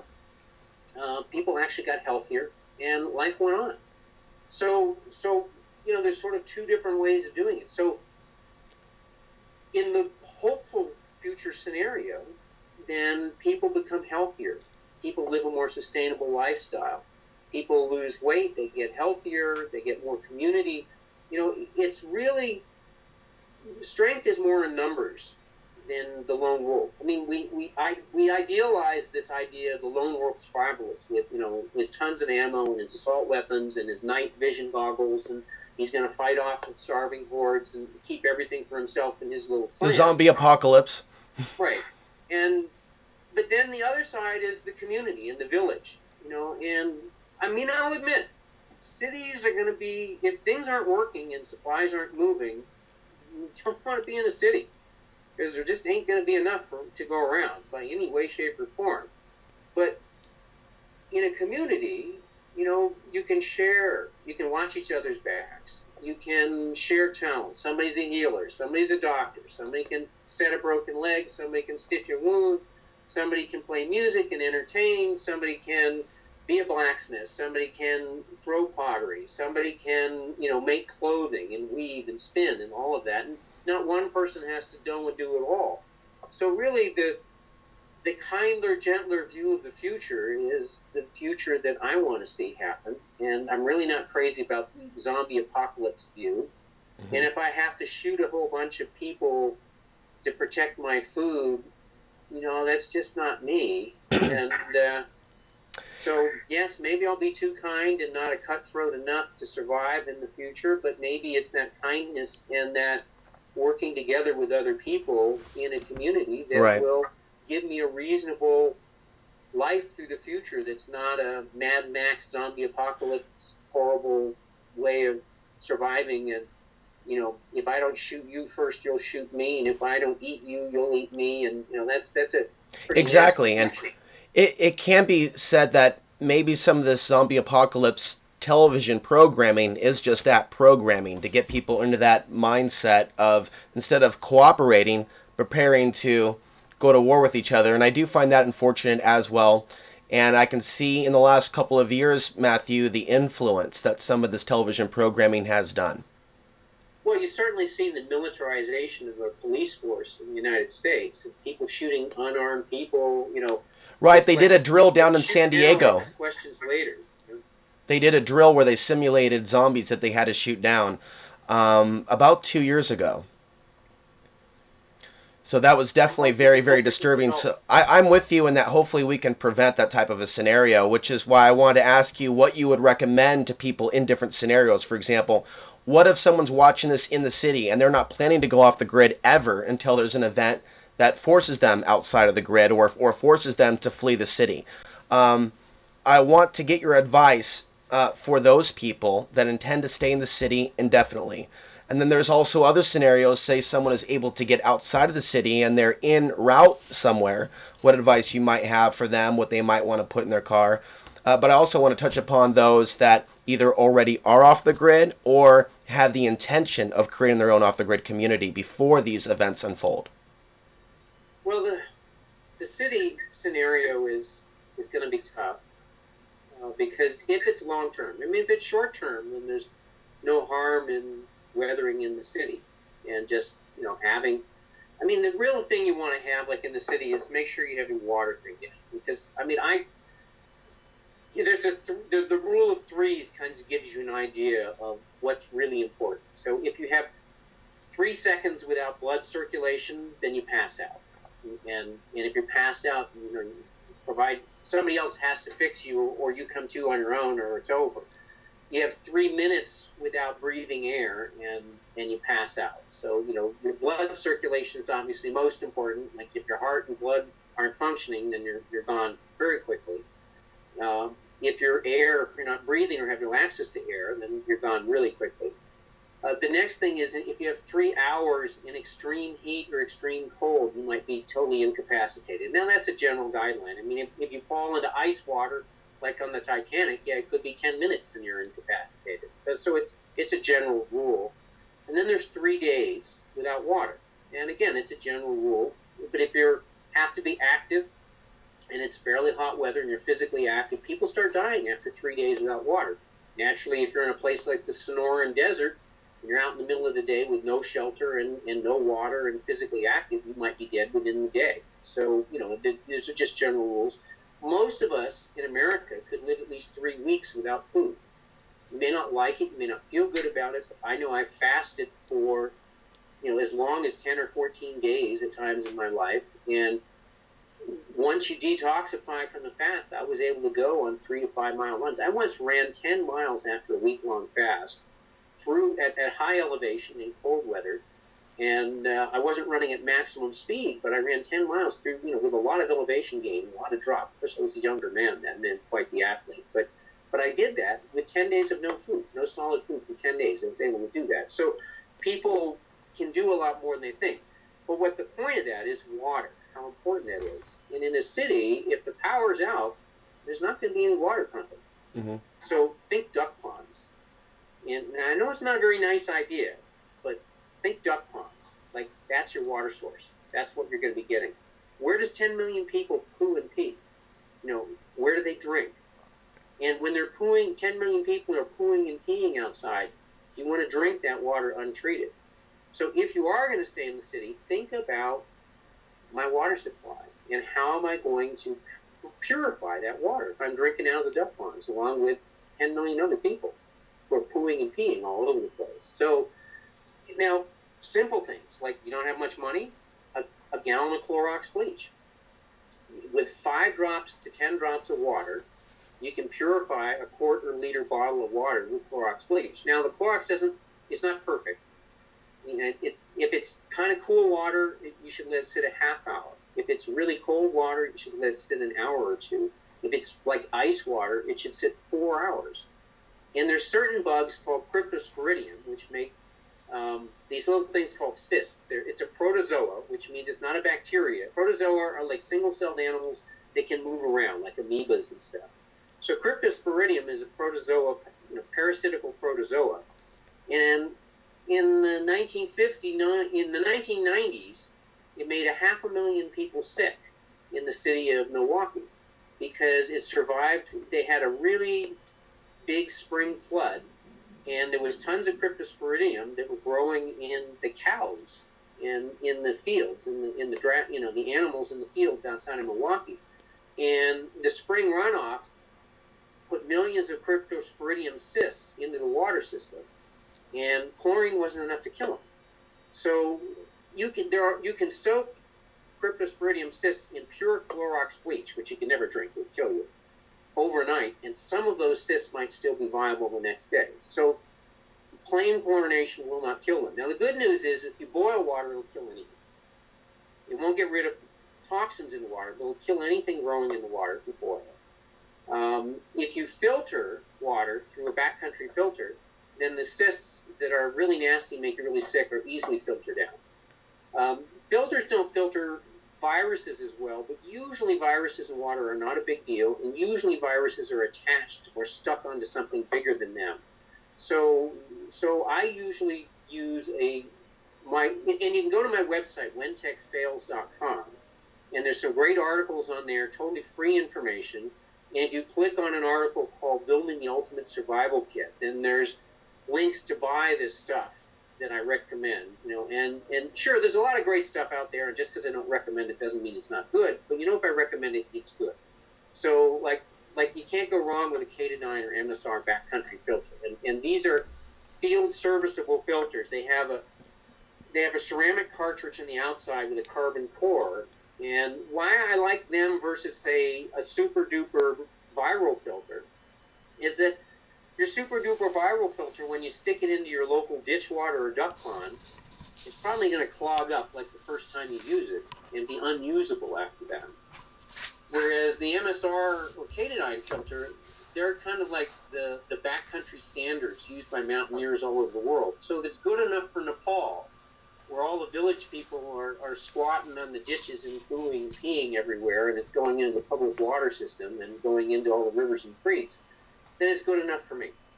And the nice thing about the MSR and K-9 is you can pull them apart in the field. If they're clogged up, you can scrub the outer layer off the ceramic, put it back together again, and you're in business, and it's running again. All you need is a little green pot scrubber, and it'll scour off the outer layer, and you're back in business. You can do this about 20 times, and there's a little gauge built into it, so you can tell when you scrubbed off the outer layer so many times that you thinned it so much that it's time for a new cartridge. So I want something that is the standard in the Himalayas, the standard in the backcountry, that's very reliable and very easily field serviceable and has minimal spare parts, and that you can replace them without tools. And so that's what I like. But then there's other cool things, like there's a thing called a SteriPen, and that's, again, in that article, Building the Ultimate Survival Kit. And you've probably seen the movie Men in Black, right? I mean, most people in America have. He takes out his pen and he says, okay, everybody, take a look at this little flashy thing, and poof, the light goes off and your memory's gone. Well, you pull your SteriPen out of your pocket and you stick it upside down into your bottle of water, and you give a click on it and then stick it in, and when it reads that it's in the water, the blue light goes off, and 15 seconds later all the bugs are dead in your bottle of water, and you can drink it. Now, the downside is that if you got scummy ditch water, then the bugs will hide behind the silt in there. It's got to be clear, clean water, and so that's good. So if you've got scummy ditch water, you got to filter it first. If you got a good filter, you're probably fine drinking it. But maybe you're really scared. Maybe there's hepatitis and really nasty viruses going around, and things have melted down, and there's 10 million people pooing and peeing all over, and there's really nasty bugs. So what you do then in that case is you take your scummy brown water and you run it through your filter, and then you say, I'm going to take my SteriPen now that I've got clean, clear water, just in case there's some nasty viruses in there that made it through my filter. I'm going to give it the click with the SteriPen, and poof, the bugs are gone, and you can drink it, and you're good to go. Matthew, let me ask, what about a homemade filter before a regular filter? If it was... Homemade filters, I show in When Technology Fails how to make sand filters, and they can be quite effective. And there's they call them the SARI filters, S-A-R-I, not S-O-R-R-Y, that they teach, the World Health Organization teaches women in Bangladesh and India, where they go down to the creeks that everyone's peeing and pooing in, and they take their SARI, which is a very finely knit, scarf cloth that the Indian women wear. They fold it over 8 times, and then they wrap it around the bottle top, and they tie it tight on the bottle, and they immerse the bottle in the river, and it's floated through there. It's not perfect, but it decreases the incidence of dysentery by more than 50%. So And then you take this after you're done, you rinse it out with some of the water you filtered, and you lay them out in the sun for the sun to purify with the UV rays and get ready to go again. Better than that, I mean, that's a good treatment. But then on top of that, there's SODIS, solar disinfection. And that's also taught, and that's very effective. And what they found is that, so for instance, if there's a collapse scenario, and you know that things are down, you want to go dumpster diving, like right away. And you want to pull things out of the dumpster that you're going to use. So one of the things that are throwaways in our society that are going to be extremely valuable in a collapse type scenario is bottled water bottles. Because you take these clear plastic bottled water bottles, and if you lay them out in direct sunlight, in 4 hours' time, the sun, the UV rays from the sun have killed all the bugs in those bottles. And so that's without using bleach. Without using bleach, without using chemicals, without needing a filter. You just lay them in the sun. Now, if it's really scummy water, then what I do too is I go dumpster diving and find like a nice 5-gallon bucket, and go to the creek, go to a beach, and get some sand. And if you can put the sand like in a wheelbarrow and rinse it out with water, so the silt and stuff goes out of it, and it's nice clean sand. It's called washed sand then. And then you put this in, if you can, a 50-gallon drum. But if you can't, like a 5-gallon drum or a little garbage can, you fill it up with this clean sand, and then you put a spigot at the bottom, and you pour water in the top, and the filtration through the sand starts filtering the water out. And it filters the impurities, but then it also develops a gelatinous layer along the top of the sand filter, and that starts biologically processing the bugs in there.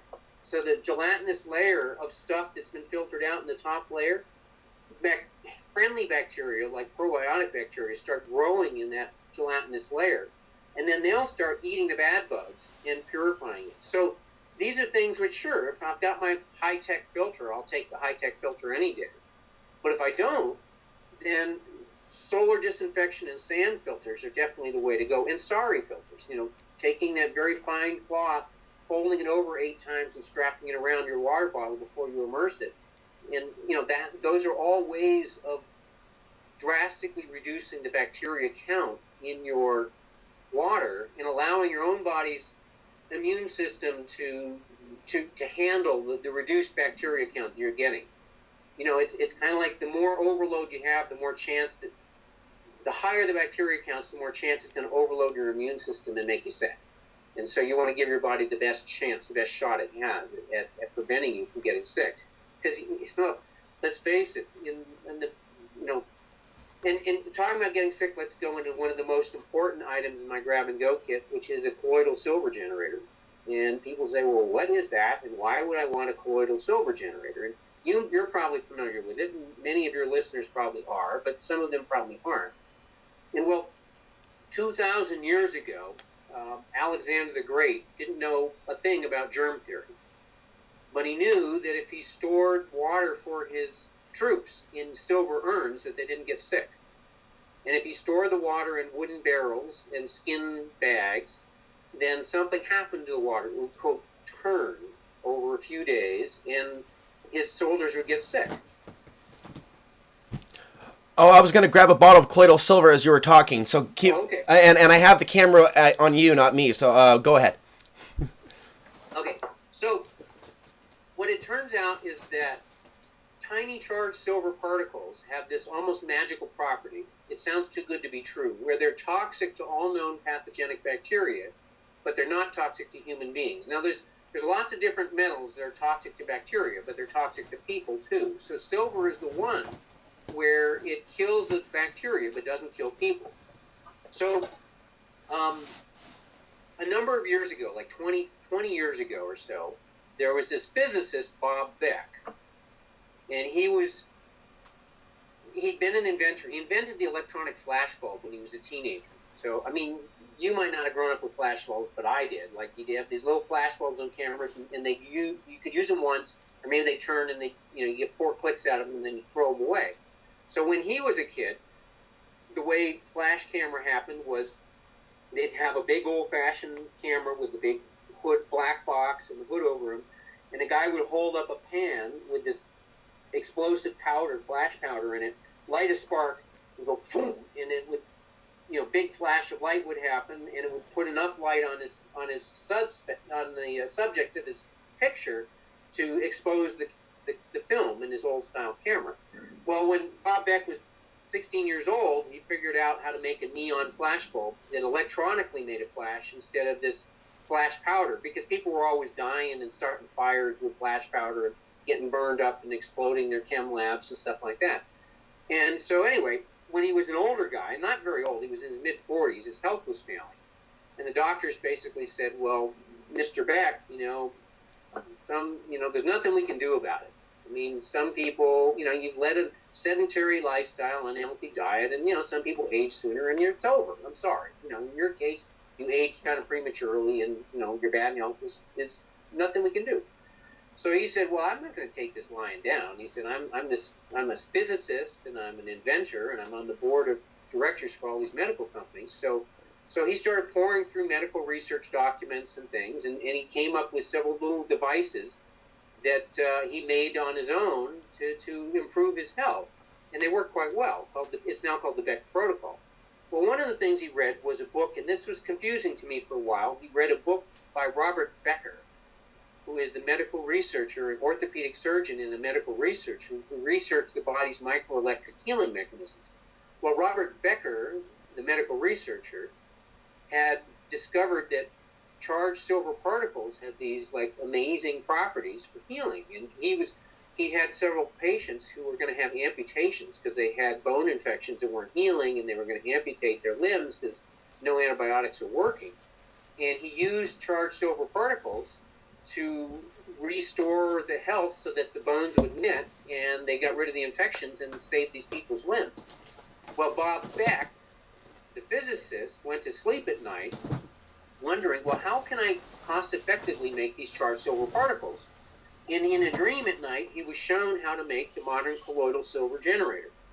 So all modern colloidal silvers are based on Bob Beck's invention of the modern colloidal silver generator, which there's been variations and spin-offs on it, but he's the one who figured out that he could pass a low voltage current, and now they use high voltage to make nanoparticle silver solutions, through water, and you have these little silver wires. It looks like smoke coming off the silver wires, and it is called colloidal silver because the silver is not actually dissolved in water. It's tiny charged particles that are colloids. They're so small that they're actually suspended in the water. And so modern colloidal silver is all based on Bob Beck's invention, which is based on Robert Becker's groundbreaking medical research. So anyway, that's the history behind the colloidal silver generator. Now, you can buy colloidal silver, and it can be kind of pricey. And I do buy nano silver myself because there's data that indicates that nano silvers are more effective against viruses than colloidal silvers are. So I buy nano silver solutions. Let me go ahead and pause and find it. I'm going to find I think you sent me something a couple years ago about ASAP. Yeah, that's correct. Okay, here we go. I just want to do this now that we paused so I can hold this up. Okay, so let me go ahead and go to split screen. So tell me about this particular brand, ASAP Solutions. Okay, now I'm not saying there's no other people who are just as good as them, but like in the late 90s, I think, somewhere around then, or 2000s, these guys had a mining company called Clifton Mines in Utah, and there was a glut in the market from offshore mining, and it drove the price of silver down to where it was costing them more to mine and produce their silver than what they could sell it for. So they thought, well, is there any way we can use our silver for something that's beneficial, that can keep our employees going and the mine going? So they started looking at colloidal silvers, and they developed a high voltage process to make colloidal silvers.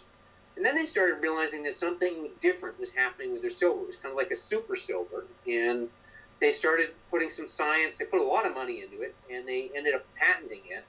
And they found that their high voltage process was making a nanoparticle silver, extremely tiny nanoparticle silver, and that it behaved differently from regular colloidal silvers. And they found that it deactivated viruses. Well, fast forward a little, they hired a guy at a National Institutes for Health lab in Utah State University, I think in Ogden, Utah, to do some medical research to prove that it was effective against viruses. Now, this guy that they'd hired, this researcher at the university to head up this study, had just read an FDA paper saying how colloidal silvers were bogus and they're toxic and they're really terrible and they should be all shut down. And he firmly believed in the validity of the FDA paper. So he did 3 times the work he was hired to do with the intent of showing how terrible this ASAP stuff was from American biotech labs and shutting them down. And instead what he proved was that the toxicity level was so low, you'd basically have to drink like a swimming pool's worth of it to be toxic, and that it was less toxic than, far less toxic than, say, an aspirin in most pharmaceutical medicines, and that it was more effective against viruses than any known antiviral medicine, including Tamiflu.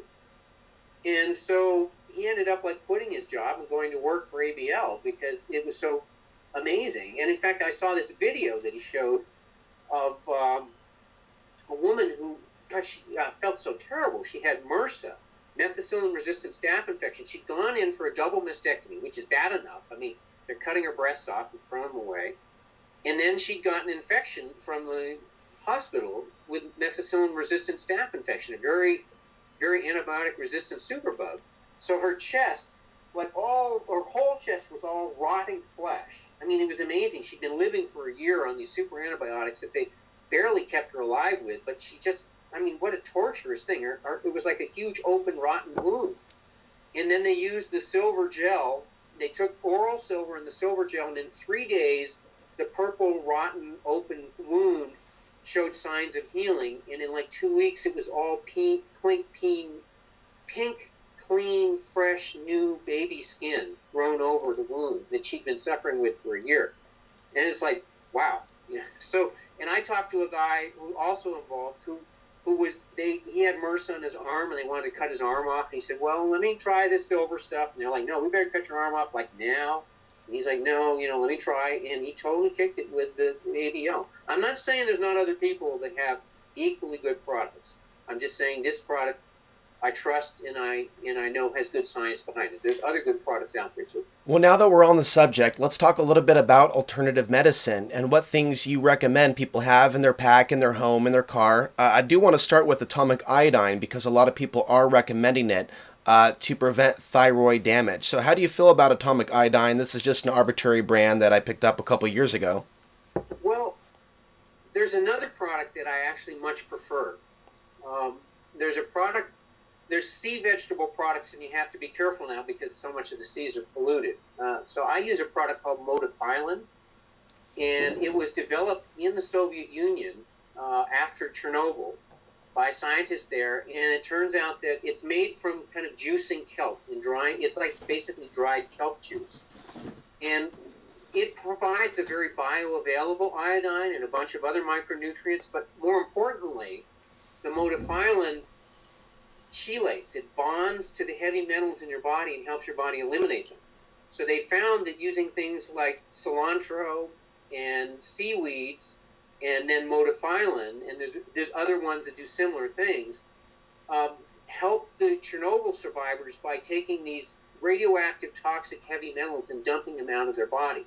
So personally, I feel much better about taking modafinil every day and providing the micronutrients, including bioavailable iodine, to my body, and at the same time helping my body dump heavy metals like mercuries and cesiums and strontium-90s and all of that out of the body. So that's my take, is that I'd much rather take a supplement that has a bigger effect on me and a much more positive long-term effect than just the atomic iodine. I understand. So in other words, this is where green superfoods come in. In terms of superfoods come in. Definitely green superfoods are a good thing to have, and I've got some of the same ones here, and I tend to juice them. My wife just died recently of cancer, of a blood-bone cancer, and I really, she was a very strong-willed person. It's still hard to believe that she didn't kick it. I believe that I had alternates that would have saved her life, but I couldn't force them on her. And, I mean, for one thing, she'd never allow me to force anything on her. And, initially she was so sick by the time they figured it out that I felt that radiation and chemo was the only way to get her away from the cliff. But then my son and I were both convinced that if we didn't get her switched off that into alternates, that the radiation, that the chemo would kill her, which it did eventually. And her body started crashing more from the chemo than the cancer. But in the meantime, one of the friends, a freeze-dry guy, you might have known or heard of him, he told me he said, Matt, I know this guy, Jerry, who 33 years ago had stage 4 metastasized cancer. He had two huge masses in his colon. It had gone into his liver and into his pancreas. He had a death sentence. And he was being seen by a large, well-known clinic associated with the Mayo Clinic. It wasn't Mayo, but it's one of their associates. And they basically said, they did all the PET scans and they did the CAT scans, CT scans, and the biopsies, and said, you've got it. It's over. There's nothing you can do. We can cut and paste and give you a little time, but that's it. Well, Jerry's best friend, or one of his close friends, was a naturopath. And they designed a very high greens diet, lots of juicing and greens, highly alkalizing diet. He did a lot of baking soda between meals to improve the alkalinity of his body. He drank pH 8 to 9 waters only, and he kicked it. I mean, he lost like 70 pounds, but he was a pretty big guy when he started, and he totally kicked it. And then people started calling him from all over the world and saying, look, I've heard you kicked stage 4 pancreatic cancer, and no one survives that. And, I'm dying, I've got cancer, and please, can you help me? So he ended up having a 30-year career of coaching people, and he'd actually been a pre-med student before and wanted to go to med school, but the local tuition got raised to the point where he was married and he couldn't afford it. And so anyway, he charged like minimal dollars, and his success rate is, out of about 350 people he's coached, he's lost 5. So he's got a 98+% success rate. And then I was also connected with this guy, Glenn Stone, who 20 years ago had been doing a fruitarian diet, and he was associated with another naturopath, Dr. Young, who wrote the pH Miracle book. And Dr. Young said, you feel really good on this fruitarian diet, but it's a really acidifying diet, and you're going to give yourself cancer if you don't watch out. And he ignored Dr. Young because he had all this great energy, and he felt wonderful on the fruitarian diet. It's like, I feel so good, how could that happen? Well, he ended up having stage 4 esophageal and colon cancer, and he went back to Dr. Young and worked with him to do the high greens alkaline diet with herbs and baking sodas and mineral salts to alkalize the body. And he kicked it. He got down to like 60 pounds, and he's still suffering from health problems because it nearly killed him. But he did kick it, and he's been cancer-free for 20 years. So he and his wife became coaches for Dr. Young, and they have a success rate of, they've coached roughly 980 people and lost 10. So they're just under 99% success. So Jerry's program and Dr. Young's program, essentially the same thing. It's like walks like a duck, talks like a duck, whatever. And essentially the same program and essentially the same success rate of 98 to 99%, which is miles beyond any success rate from any oncologist in the world, that's not doing the highly alkaline, alternative stuff. Right. And so what you can do then is take that to yourself and say, how can I live a healthier diet now? Because you want to be in as good a shape, as detoxed, and as healthy as possible with this future instability coming that I believe, and you believe, is around the corner. And we're seeing the starts of it now. I mean, certainly, when I received the download from above in 1997, the second intifada hadn't happened yet. .com was booming. Business couldn't be better in America. Building was booming. From the outside, everything in the world looked wonderful. Like we have, it's just amazing. It's like we're making inroads on poverty and on famine, and everything's great, and the Green Revolution's great, and everything's wonderful. And I get this semi-apocalyptic vision dumped into my head about helping people deal with this future instabilities and things falling apart in our world.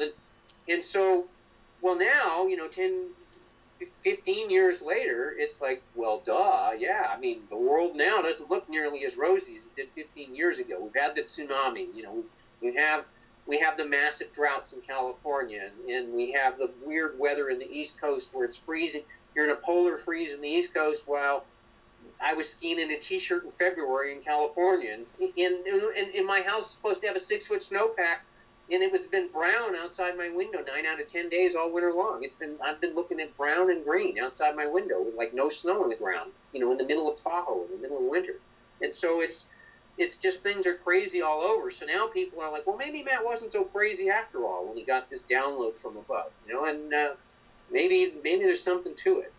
That's right. It's been a busy last couple months with the polar vortex and with the earthquake swarms on Mount Hood and the recent earthquake in Los Angeles and the recent 8.2 earthquake in Chile. And there was another earthquake after that, I think a 7.8 or 7.9. Right. Pretty big. And, yeah, things are definitely moving. It's kind of like people thought, well, Hurricane Katrina happened and that was pretty scary. Maybe global warming had something to do with it. And then it's like, well, it didn't happen. Well, wait a minute. There was a super typhoon in Australia. There's a super typhoon in the Philippines that wiped out thousands of villages, gone. So it's like, just because it didn't happen again to the East Coast of the United States, and then there was Hurricane Sandy in the East Coast. So it's like, okay, people kind of think like, well, there was no Hurricane Katrina again. It's like, no, wait a minute.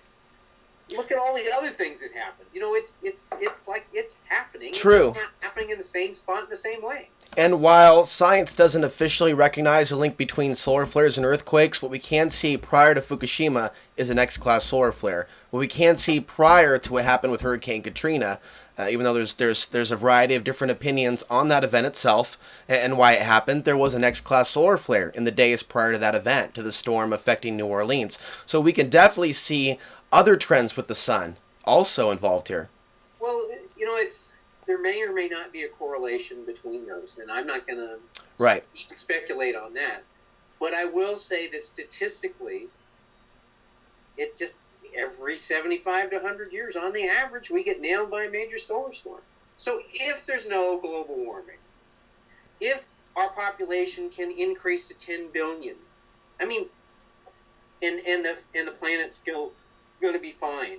And if cutting down the rainforest has no effect on it, but we know it does.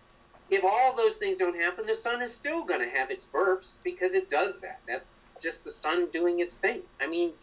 If all the crap we're doing to the planet doesn't affect the planet, which we know it does, then we still have to worry about it. So we know that stuff is happening and stuff is coming, and we know I think intuitively the world is getting that we're in trouble and we need to make changes.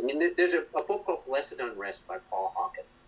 And I think when he first wrote it, he researched and found there was 500,000 independent organizations that had started around the world based on sustainability and social and ecological change in the planet and transformation of the planet. And now it turns out there's more like 2 million of these, not 500,000, but 2 million of these. So intuitively, mankind is getting that we're in trouble, that we can't keep doing business. Business as usual will guarantee collapse the world as we know it. And, if you look at the free market, think about it. If you're a CEO of a corporation, then your responsibility is to maximize corporate profits for your shareholders' benefit. So what does that mean? That means you go to the place in the world where there's like the least concern for the environment, where there's slave wages, no concern for the worker, and what you do then is you take those natural resources of the planet and you transform them into consumable goods for sale for the maximum profit as fast as possible with the least effect, with the least concern for the planet, because all that concern costs money. So the unregulated free market is a guaranteed system to collapse the world and destroy everything as fast as possible for the maximum profit in the most efficient way possible. So it's like people who say, oh, the free market will take care of it all. It's like, yes, it will. It will take care of collapsing our world and destroying it all just as soon as possible for the maximum amount of profit. And in that case, yes, it will take care of us to make sure that the 1% make the most money and have the best ride as possible until it all falls apart around us. So either we wake up collectively and take responsibility for stewarding our planet in a way that our planet can go for 7 generations. You know, the Native Americans, it's like, don't think about just this generation, the next, think 7 generations ahead. If we can't change our world to doing that, then we're not responsible enough to steward this planet, and Mother Earth is going to get rid of this polluting flea on its back that's screwing everything up. Sure. Well, I want to steer the conversation now towards off-the-grid living. There's more people than ever that are contemplating living off the grid or being self-sufficient, and there's a lot of people out there that fantasize about it, and they read things about it on the internet, and they post things about it on Facebook. There's also a belief that some people have, people that I know, people that watch this YouTube channel, that think that all is lost. What's the point? They'll just come after us and shut us down. Without getting into the fear aspect, how do you give someone hope that feels overwhelmed when they think that they need to have all of these things to live off the grid, whether it be money, whether it be, you know, a large chunk of land? It's not necessarily easy for some people that have invested so much of their life in the grid itself and a career. So where would you start in giving people some inspiration? Well, most of us, especially in this day and age, don't have the money and the wherewithal to go build a wonderful survival retreat on 10 acres with a full solar thing and a pumping well and a great gardens and all of that. Now, I'm not saying that that's not a wonderful goal to have. In fact, it's a goal that I have. But like many others, I'm in that situation where I took some huge financial hits. First time my wife got sick and I went way under in a building project, and then I tried to work myself out of it and work myself into almost $1 million in debt. Well, I've gotten most of the way dug out of that, but it's not like I've got a big giant savings bank and I can go do this. So my goal is to do that. Well, so then think partnership. Think, how can I do what I can do within my means? So if you don't have the money, think about, what skills can I develop? Can I develop my self-healing skills? Can I develop my herbal skills? Can I develop my foraging skills, my ability to live off the land? I mean, it doesn't take any money to go forage for edible fruits and things outside. What can I do if maybe I'm older and I don't have like much health and much strength and vitality, but I have money? Then maybe I can stockpile some goods and things. Maybe I can invest in things, and then, it's like the people who have the stuff can then partner with the people who have the skills, and vice versa. So it's not an all is lost. And then there's the inner compass. There's the part of every human being, and some call it your spirit guide, some call it the Holy Spirit, some call it your higher self. There is a piece within each and every one of us that gives us guidance and direction. And some just call it your conscience, like something that says, no, don't do that. And everyone knows when they've had times in their life where their inner voice said, I wouldn't do that if I were you. And you did it anyways, and you got your fingers burned. And other times where the inner voice said, you should really be doing this. And sometimes you listened and you said, I don't know why, but I feel like I really need to do this. And you did it, and it's like, oh, thank God I did it. It's so great. I mean, for instance, a friend of mine was driving to Tahoe in a snowstorm with this guy from Silicon Valley. They're both high-tech guys. And the cars all stopped ahead of them. It's snowing and chain control in Tahoe, and, there's an accident or something, and the cars were all stopped. And they pulled in behind the line of traffic, and the driver turned after a couple minutes and said, I've got a bad feeling about this. And he backed up a few feet, and he pulled over onto the shoulder. Well, 2 minutes later, a car came zooming down and skidded and smashed into the line of cars and, wrecked 20 cars. And they were fine because his partner, his driver, had followed that little tugging at the ear, that little voice that said, do this. So when I try not to be too paranoid about the future, but I also try to listen to that voice. And I feel like if I'm putting it out to be warned of something impending, like my wife would say, you don't have all the stuff, you don't have all the stuff. And I'd say, look, I don't feel like I need it all right now. Right. And she said, well, you're preaching all this. And I said, look, I have all the short-term stuff. I got the grab-and-go kit. I got the solar trailer. I got the four-wheel drive truck. You know, I got some modest supplies of food. You know, I've got backcountry gear up the yin-yang. I said, I just don't feel like I need, 2 years of food right now. I'm sorry. There's other priorities. But I also pray every day, and I ask for that guidance and that inspiration, and I ask to be warned. So that if that day comes or that voice starts screaming at me, and I've had the voice really yell at me when I'm in danger in the past, and I listen, thank God. And so I just feel like, I'm using my intention to stay in touch with that, so that if there's a serious event happening and I've got to get my act together now and I've got to ratchet it up another level beyond where I am, then I'm going to be warned and I'm going to do that. So some say that's Pollyanna, that's wishful thinking, and I'd say no. The voice has warned me and protected me throughout my life many times, and I've gotten my ass kicked a few times when I didn't listen very well, but I trust that that's still there, and I'm still going to have that kind of guidance.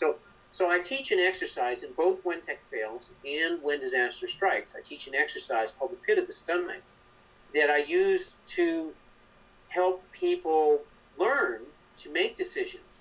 Because in a crisis situation, you don't have access to CNN and the Weather Channel. And, you probably won't have cell phones and internet or any of that. And so then, if things are really falling apart around you and you don't know what to do and you don't have any information, then how do you make a good decision? How do you know what to decide? And you can't trust your now, the rational mind is like a wonderful tool. I'm not saying ignore your rational mind. I mean, when you've got all the information at your fingertips, you can use this little brain computer to figure things out, crunch out, and come up with a good rational choice. But the problem is that in a crisis, you generally don't have that information. Sometimes you need to make split-second decisions, and it can be a life and death decision. So how do you make those decisions when you don't have the information? And so I like to teach this exercise using a real-life example. So back like about a decade or so, James Kim was a very popular guy in the Bay Area who worked in the TV station business. And he and his wife and 2 infant daughters traveled up to Seattle for the weekend for Thanksgiving. Now, after their weekend, they were headed back down the Central Valley of Oregon on Highway 5 by your place. And they were talking and involved in a conversation, and it was raining and storming. And all of a sudden, they realized that they'd had a reservation at Gold Beach, a coastal town in Oregon, and they realized that they passed their exit a couple hours back to get them to Gold Beach. And it was really late. It was like 10 or 11 o'clock at night, and they'd passed the exit 2 hours back, and they thought, oh my God, backtrack 2 hours and go over the coast and then down. It'd be like 4 in the morning before we're at our destination. So one of them pulled out a map and looked at it and saw this, smaller road that cut to the coast over the mountains. And they thought, we'll take a shortcut. So we'll get there at like 2 in the morning, 1 in the morning instead of 4 in the morning. So they start up this really tiny road into the mountains, and the rain changes to snow, and they get off on the side road, and it's really scary, and they realize that they're totally lost, and they don't know what they're doing, and there's no way they're going to get there tonight. So they just stop the car and go to sleep and wake up in the morning. Well, they wake up in the morning, and there's 2 feet of new snow around them. And they're on this like logging road in the middle of nowhere. And so, they wait a day or two, and they go through all of their food, and they run out of gas, and there's no cell phone reception, and the little kids are cold and hungry and thirsty, and, everyone's miserable. So then he takes his tires off his car, and he burns them, hoping to start a fire that, that someone can see from all the black smoke in the tires, and that doesn't draw anybody. So then it's like 4 days have gone by, and they're in really bad shape, and he says, well, I can't just sit here and do nothing, so I got to do something. So he heads on down the river. Now, the quote rule of survival is like, follow the river and we'll take you to civilization. Well, rules of survival are guidelines.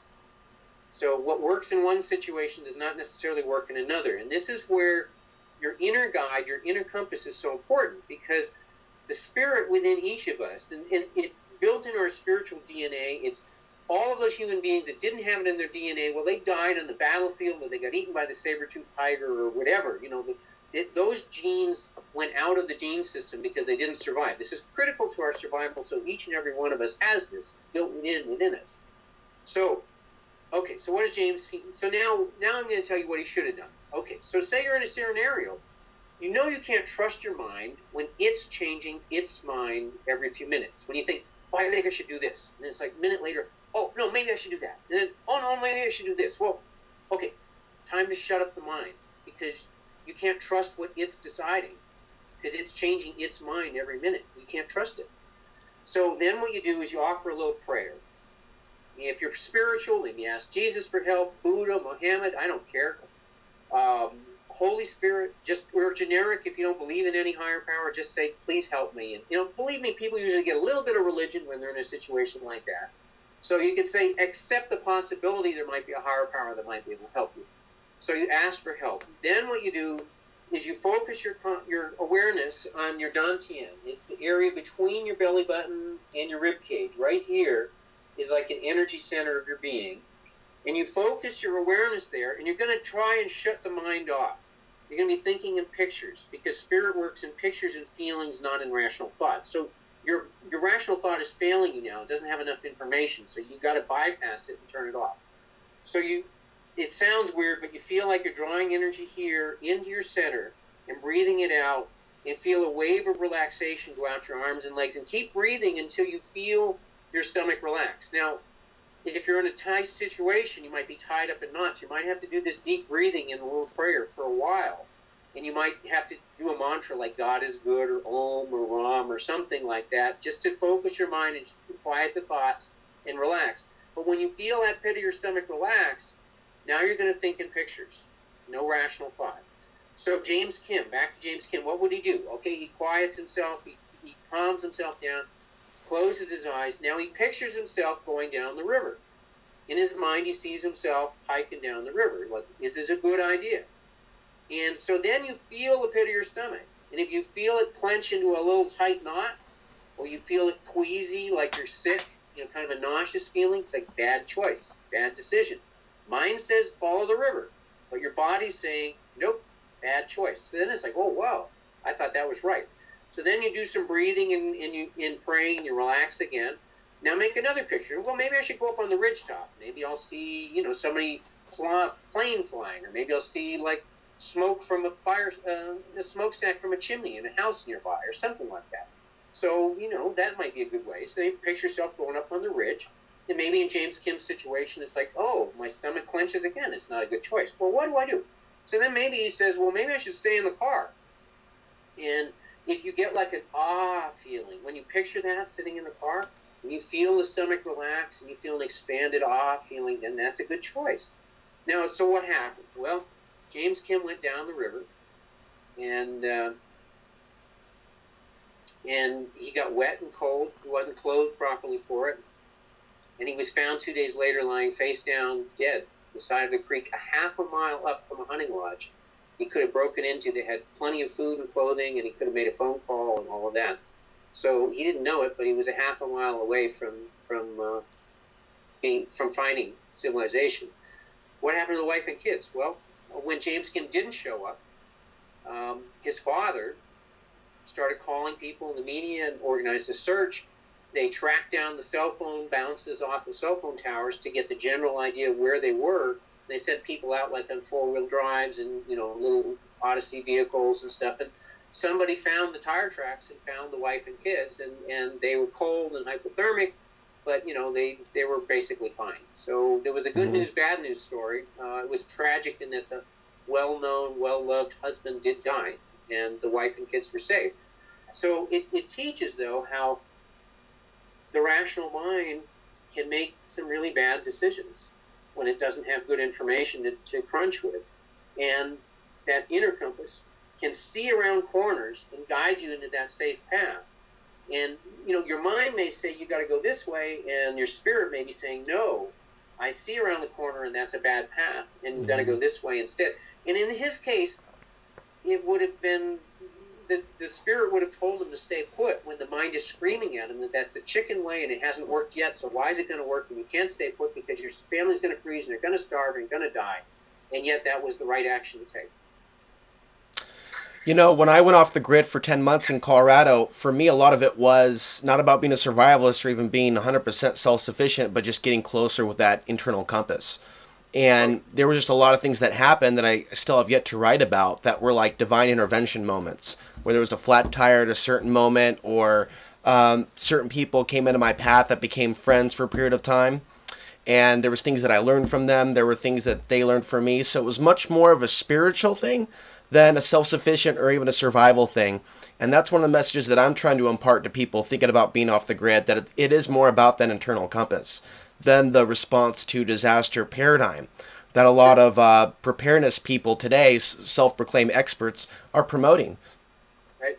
I agree that it's the inner compass that's really going to guide you to what your path is, what your optimal solution and your optimal way through the future is, and what may be really good for a couple of years may not be. And you may need to be a part of one community or one focus for a while, and then all of a sudden that compass may be saying, okay, you've been there, you've done that, you learned these things, now you need to go in the new direction. And so being fluid and being open to listening to that is really important. And I feel like they, meaning my guidance, the spirit guides, the masters, whatever's been working with me and saving my life all my life, have been working with me since a child and training me to listen and hear their guidance. And so, and obviously, like when I got the whole outline for the book dumped into my head instantaneously, I mean, that was something I'd never remotely thought of or considered before. A term paper in college was like a major ordeal for me, a head-banging experience. And When Technology Fails is like 30 term papers in one. I mean, I read more books to write that in my entire life. Grade school, grammar school, junior high school, college, and 20 years after college. All of that reading put together was less than what I read to write When Technology Fails. And so all of that organized instantaneously into my head in a beautiful, organized fashion was far beyond my mental capacity. I cannot claim that as being my idea. So if it's not my idea, where did it come from? Who gave it to me? What was it from?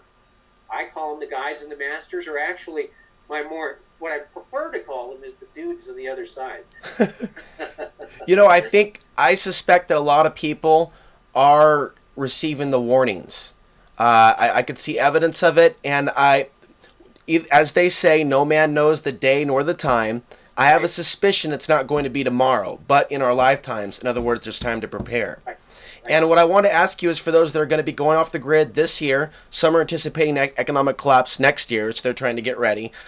Some won't be ready in the next couple of years, but they probably will be ready before the next solar maximum cycle, which for some reason has my focus. Solar cycle 25, not the current one, 24. What things would you recommend people do to make sure that they have all their bases covered if they're already going to be off the grid likely by the time this happens? Some things that come to mind are questions that I've had with other people. Will solar panels, as they are designed today, be able to handle a solar flare? What about the deep cycle marine grade batteries? What about power inverters? And if those fuses blow, can backup fuses bring a power inverter back to life? What about wind generators? What tips do you have for those with the common off-the-grid tools today? Well, long-term, spare parts are really, really important. The solar flare will generally not fry your local grid-based electronics. I didn't think so. But an EMP will. Okay. So, there's a distinction there. Like, if China, and then there's EMPs, like if you have an EMP optimized super EMP weapon, which China and Russia has, then that's going to be more like the classic view of EMPs just wiping out all electronics. The real EMPs from regular weapons, not the super EMP weapons, that's more like, 1 out of 8 cars stopped working. Most of the cars that were turned off at the time will still work and function. But of course the EMPs are probably going to cause Fukushima-like events, multiple Fukushima-like events to occur from an EMP. Solar storm, well, different. It'll take longer for things to get really bad because in the solar storm, your basic controls won't get fried. Just the grid will go down, and so everything depends on the grid. So you'll have a cascading slower failure. Whereas in EMP, it's like instantly things fry, nuclear power plants start melting down. So instead of melting down a month later when they run out of fuel, they melt down 15 minutes later after the EMP. So there are obvious factors at play with both the solar flare and the EMP. With the solar flare, it's where on the Earth it's hitting, it's how intense it is. And with the Right. EMP, it's how intense it is, whether it's small grade weapon or large grade, something coming from China, and where it's targeting. Right, where it's targeting. And whereas the solar flare, it's more like where is it hitting on the planet and how close to the equator are you? Meaning that Okay. if you're in Mexico or the Philippines, it's probably not going to be a huge difference, except that Mexico and the Philippines rely on lots of stuff shipped from other places of the world that's suddenly not going to be coming anymore because the other places of the world are just the monkey wrenches and the spokes and nothing's working. Mm-hmm. So it's a longer, slower, more comprehensive worldwide problem with the solar flare, whereas the EMP is much worse of a problem short term where it hits, but at least the rest of the world is there to come in and kind of help out.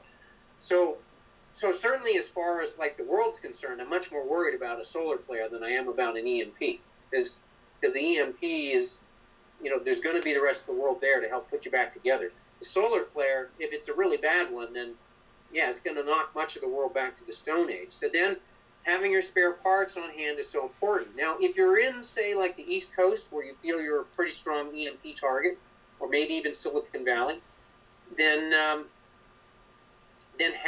stocking some spares in Faraday cages, and I'll explain that, is probably a good idea if you have the money. If you have the money in the long term, it's always a good idea to stock spares, because if the world collapses, then you're just not going to be having spare parts coming from anywhere, and everything has a limited life, and everything is going to fall apart sometime. Mm-hmm. So stocking spares, and then it's pretty cheap insurance. Like if you are going to stock some spares, like a spare inverter and some spare solar panels, so at least, look, in my trailer I have one 250-watt panel, and that's great. If you can only afford one panel in a 15 kW, a 1500-watt inverter, that's enough to run a skill saw. It's enough to run all of your power tools. I was going to ask you if there was a solar panel company that you would like to recommend, and I was also going to ask, there's many companies that claim that they can help protect computers and other electronics from an EMP or a solar flare.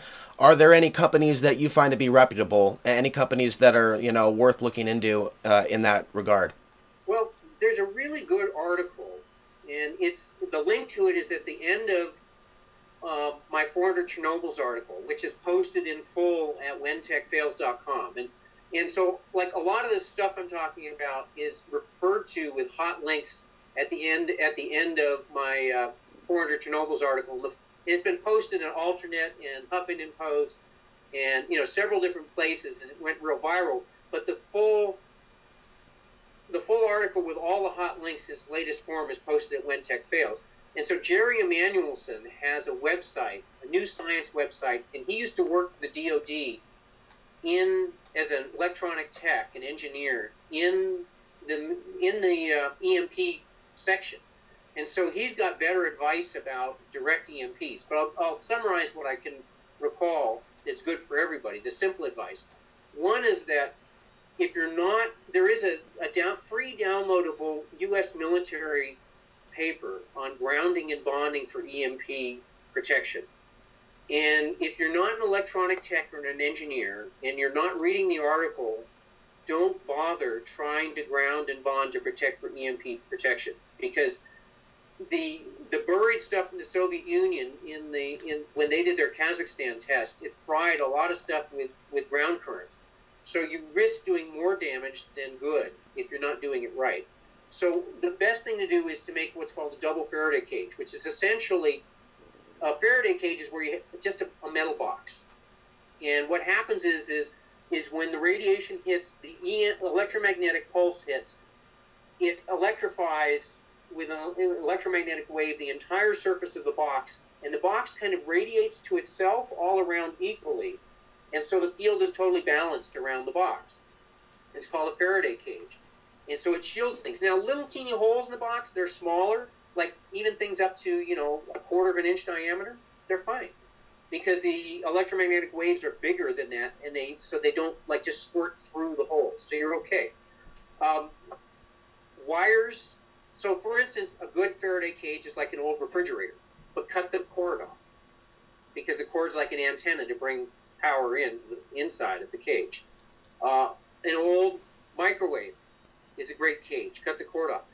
A galvanized garbage can is about as cheap and as great as a cage as you can get. So, you know, so what you can do, and if you want to do more careful, then what you do is called a double Faraday cage, where you take like your electronic device and you wrap it in plastic to insulate it. Then you wrap it in like metal screen or aluminum foil, and you can tape that up to hold it in place. And then you do another garbage bag around it, and then another screen. So basically you have an insulating layer between any metal shielding screen and your device, and then you put another insulating layer, and then one more layer of metal around the outside, and that's called a double Faraday cage. So, for instance, you might take a galvanized garbage can, and then you might take a bunch of electronic goodies and wrap them with plastic, wrap them with foil or aluminum or steel screen, just metal screen, and you know, little teeny holes in the screen are fine, and little poked holes in aluminum foil are fine, just not big gaps. And then wrap it in plastic garbage bags again, and then throw a bunch of these devices that are single wrapped into your garbage can, and then you're done. You know, but make sure that the devices themselves, once they're wrapped in foil or screen, are double wrapped in another insulating layer, and then you can put them in. And then the outer box, the second layer of the Faraday cage, is your garbage can or your old refrigerator or whatever. Or you could take a room and just coat a room in your house or storage room and just no metal screen. In fact, my mother-in-law had a smart meter installed on her house in Reno, Nevada. And for 2 months, we didn't know the smart meter was there, and she was complaining that she was sleeping all the time, and she felt horrible, and she was really weak, and she's like in her 90s, and she's really, really healthy and vibrant. But she was just like, I don't know what's wrong with me. I just can't, I feel terrible, and I'm sleeping like all day long, and I never feel rested, and I don't get it. And then we found that the smart meters had been installed. So we tried fighting it, and they wouldn't take the smart meter off, but the smart meters, they ping each other, and they say, oh, the smart meter only does a little signal every now and then. And it's like, whoa. What they do is they ping each other so that they can unite it, send collective signals to the central station, you know, and so they're acting as like relay stations for each other, so they're really pinging like all the time and going off all the time. So it took us 1.5 years to get them to take the meter off. But what I did in the meantime was I put a 10 by 10 section of metal aluminum screen on the inside wall, 6 inches the other side of her smart meter. And I talked to a physicist, electrical engineer guy, and basically he said that the waves off the smart meter go linearly. They don't really bend around corners. And so by putting the screen right next to the meter, basically it shielded the whole house. It didn't shield her house from her neighbor's smart meter, but it shielded her whole house from her personal smart meter. And now the strength of the field goes with the square of the distance. So if you say 2 feet from the meter and 20 feet from the meter, at 20 feet you have 10 times 2, but the field goes down with a factor of 10 times 10, so it's 1/100th the field at 20 feet than it is at 2 feet. So just by putting that screen on her wall, she was able to sleep normally again, and she felt herself again. So even though I didn't get rid of the smart meter, and even though I didn't get rid of her neighbor's smart meters, I mean, now the smart meter's gone, but for the last 1.5 years she had it, just by putting that 10 by 10 stretch of screen on her wall, she got her life back. Mm-hmm. And it made that much of a difference. And you can't say it was a placebo effect, because for the first 2 months when she complained about how bad she felt, none of us knew she had a smart meter. None of us knew it was there. And once I covered that smart meter up with screen, she was fine. And that's definitely something that a lot of people have yet to learn about, the effect that these smart meters might have on our consciousness and our sleep states and our overall health, which returns us, of course, to the conversation of alternative medicine. I want to bring up coconut oil as well. There's been, Great. I'm sure you've heard of it and have done research on it. I've only known about it about 2 years, and I've been coconut oil pulling on a regular basis the last 2 weeks. And I recently moved back to Oregon from Kansas City. There was a lot of toxins in my body that I brought back with me on the 80-hour Greyhound trip. So it's definitely been good to me. And I wanted to ask you about MMS, some other things. What else might you recommend in addition to colloidal silver that people check out? Well, elderberry extract is called like the medicine of the hill people, and there's an Israeli medicine called Sambupal, which is far more effective than Tamiflu as antiviral. So elderberry is a good thing to have in your backup kit. Oregano oil is a broad-based antibacterial, antifungal. I take oregano oil in capsules every day, and I use it topically on skin issues. Though it burns, so you've got to kind of mix it with other oils if you're directly using it on a wound or on a sore. It's pretty. It can really sting. The olive leaf extract is another broadband one. Modafinil, like I say, is to chelate to heavy metals and to give you those micronutrients, broad-based from the ocean sea vegetables, very good.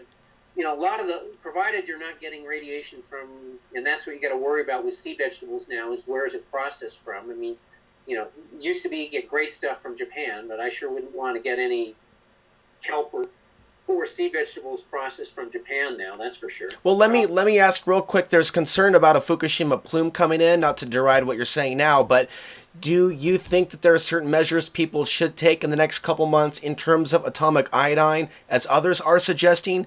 Or do you think that perhaps you did mention superfoods and some other things earlier for healthy gut flora and many other things? Do you think that this is a time that we need to be very focused on that, on prevention? Or do you think that maybe the threat is overblown? No, I think prevention is really huge because it's only going to get worse. And I think that detoxing your body at a high greens diet is really important to keep your body detoxified. The superfoods are really important. And then you worry like if things really fall apart, you're going to have no access to superfoods anymore. I mean, like every morning now, I make a tea with a handful of goji berries, Mm-hmm. and I put boiling water in a cup with a handful of goji berries, and I start my day. As it cools, I munch down the berries and I drink the tea. And I'm taking 6 capsules of modafinil every day to chelate the heavy metals and keep them out. And that's giving me the bioavailable iodine and keeping my thyroid filled with iodine. So, let me ask a more specific question. Is some of the stuff risky to take if you don't know what you're dealing with? I don't know Okay. enough. I'm not enough of an expert on nutrition and iodine to Okay. say. I think that I have heard, you don't want too much iodine in your system. And I've also heard you want a bioavailable iodine, and not, just taking iodine is not necessarily good. Iodine is a poison. It kills bacteria, it kills viruses.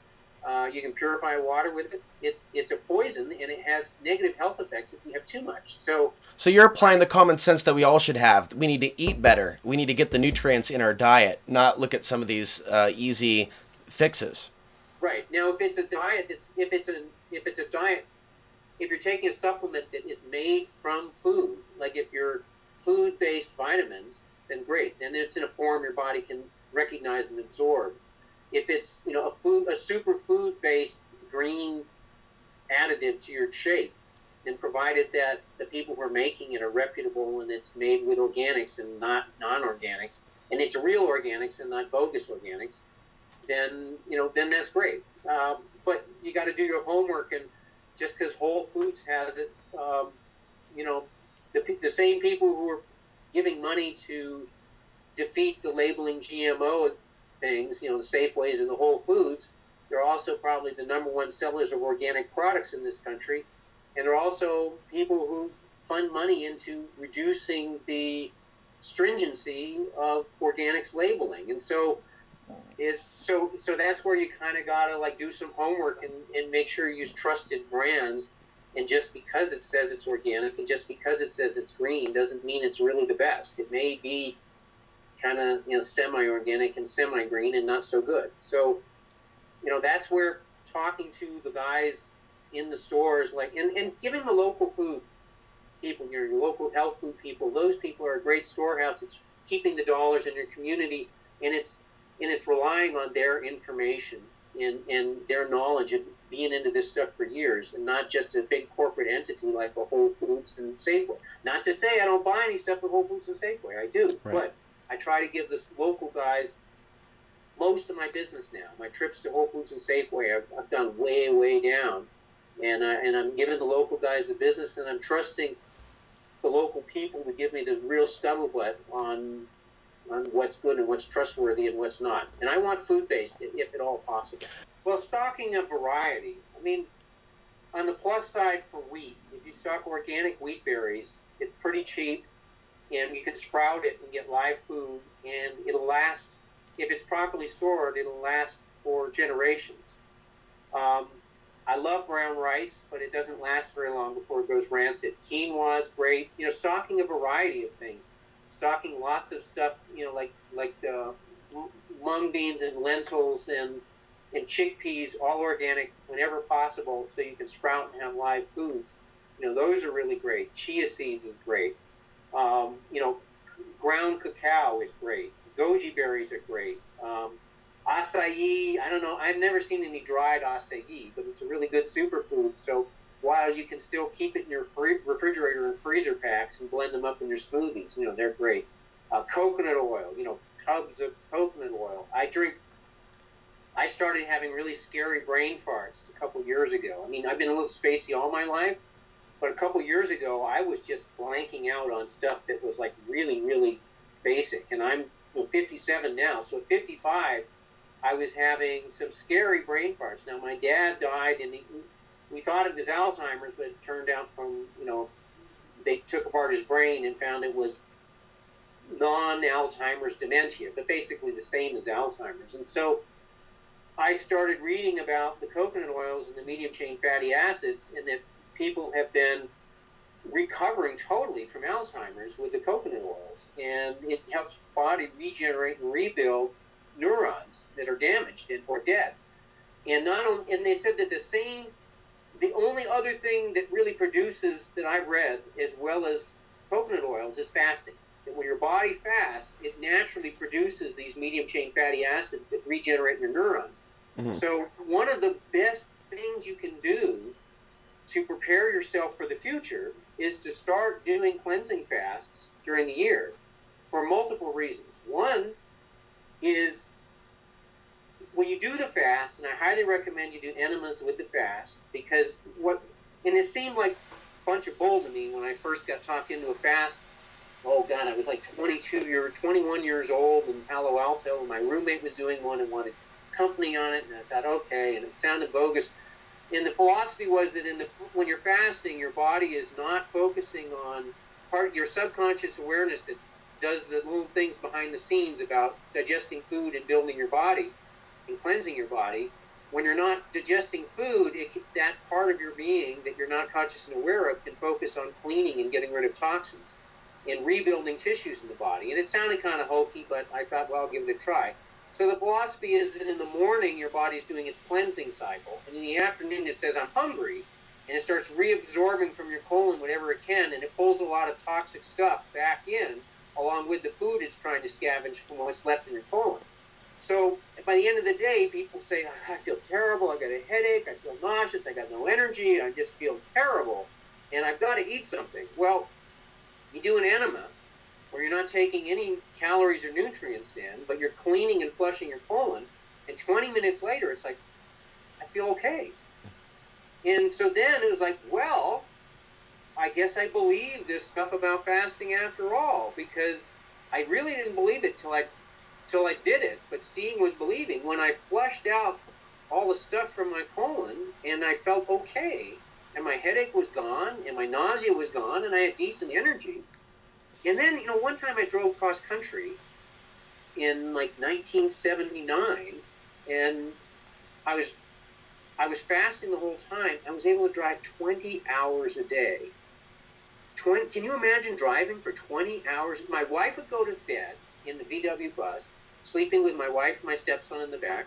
And they'd wake up in the morning, I'm still driving. I've driven like the whole night through.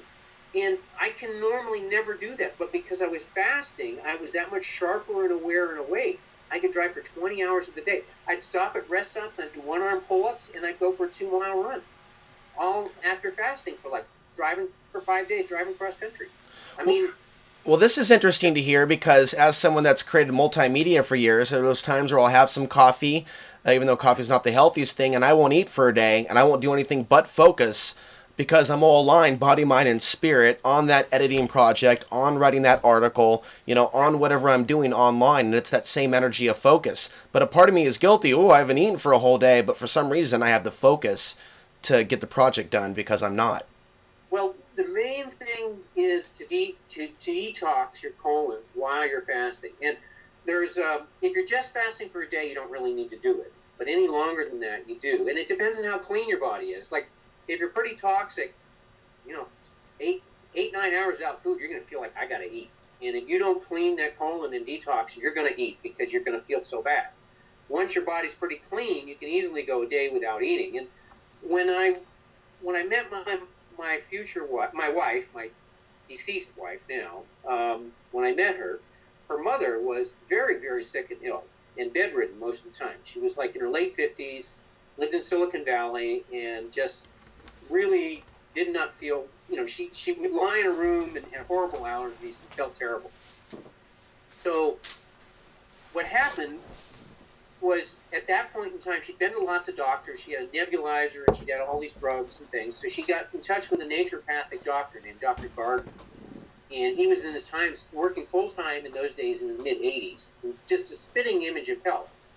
Well, Dr. Garden put her on a bunch of cleansing fasts, and she regained her health totally, and all of her allergies went away, and she just became this vibrant, amazing person. And she's 92 now and still strong and healthy at 92. And Dr. Garden stayed healthy until his early 90s when he was in Colombia looking at a gold mine. You have this not a very smart thing to do with a 92-year-old white guy to go down to Colombia and check out a gold mine. And somebody smacked him in the head with a pipe and fractured his skull. And, he lived a couple more years, but he was reduced capacity and then died. But when Garden was in his 30s, he had terminal heart disease. And he was told he was dying, and there was nothing he could do about it. It was the days before open heart surgery. And he went down to Florida to kind of live out his last days on the beach. And there was some people playing volleyball, and they looked really healthy. And they came up, and he's watching them every day. And they came up, well, why don't you join us? And he said, oh, no, I can't possibly join you. I'm a dying man. I've got heart disease, and I'm just like lying here waiting to die. And they grabbed his arm and brought him to this guy, Bernard McFadden, who was the father of the modern health food movement. And he put him on fasting and cleansing, and 20 days later, after a 20-day fast, he was playing volleyball with all those people on the beach and feeling great and feeling totally healthy. And the fasting totally eliminated the deposits that had clogged his arteries, got rid of his heart disease. He became a naturopathic doctor. He became a chiropractor, and he worked full-time until his early 90s when he got smashed in the head with a lead pipe. And so this guy was just amazingly vibrant, and it was really something to know him. I really feel myself grateful that I got to know him and meet him when he was still alive and working full-time.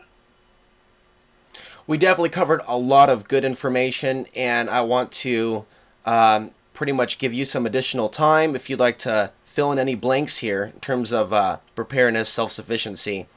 And I'm also interested in just maybe some more anything that you would like to add in terms of the spiritual awakening that you've had by sharing this information. Anything that you want to add as we close? Well, I'll give you a little pitch. I feel like the guides and masters have been working with me my whole life. I got whipped out of my body. I was born and raised Jewish, baptized with fire by a 108-year-old yogi in 1977 in a life-changing experience, a little tap on the head that just blew my mind completely shortly before my senior year at MIT.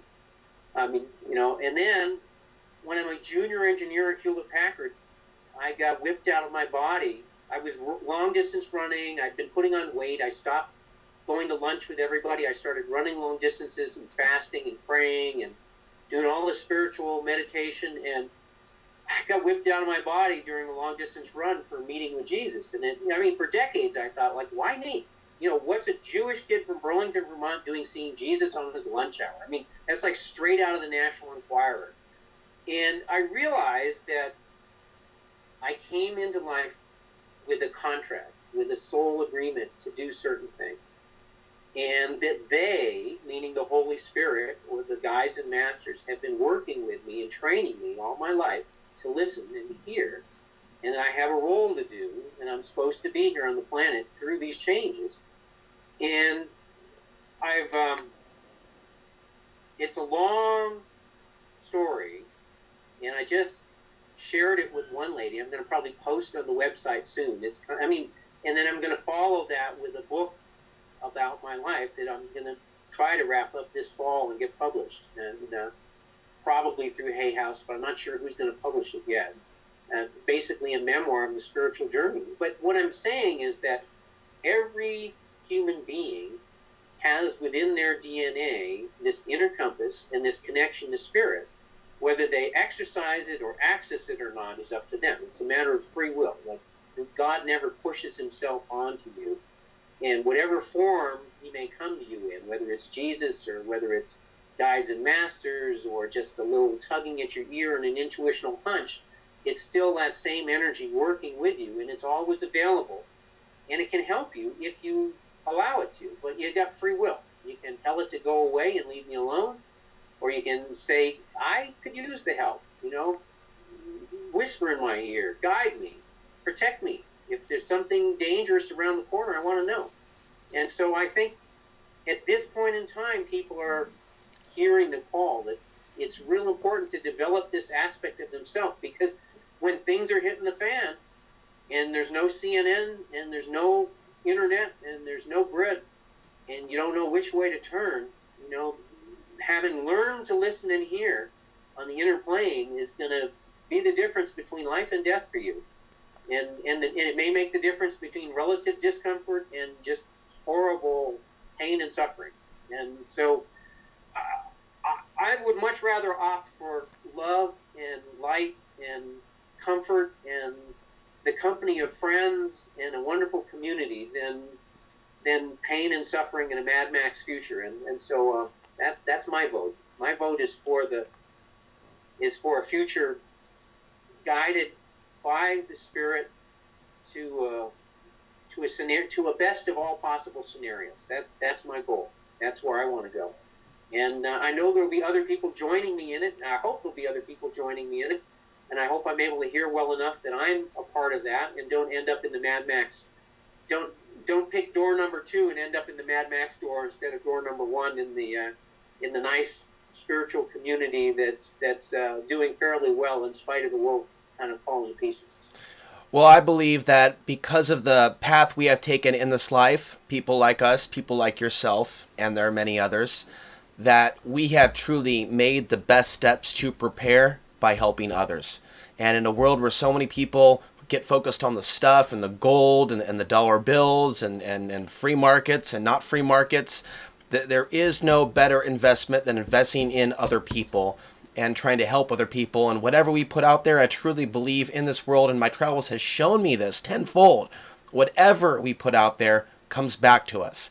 And that's something I think we should remember in these turbulent times. Yeah, what goes around does truly come around. And you just reminded me of one more anecdote. If we've got a couple more minutes, I'd like to share it. My wife grew up in the Bay Area. She was a group of Dutch-Indonesian immigrants. Her father was from Holland. Her mom was from Indonesia. And one of their family friends is this wonderful woman named Dee. She was just a beautiful, wonderful, joyful, spiritual woman. Now, Dee and her husband grew up like on a farm in Indonesia during World War II. There was a Japanese occupation in World War II, and they came to America afterwards, and they had a little bag of jewels and gold and diamonds and emeralds and rubies. And you could say, well, how would poor village people from Indonesia come by this little sack of diamonds and jewels? And well, each of those jewels was pried out of somebody's ring or necklace or bracelet. And each of those jewels was traded for a sack of vegetables or grain or rice or something.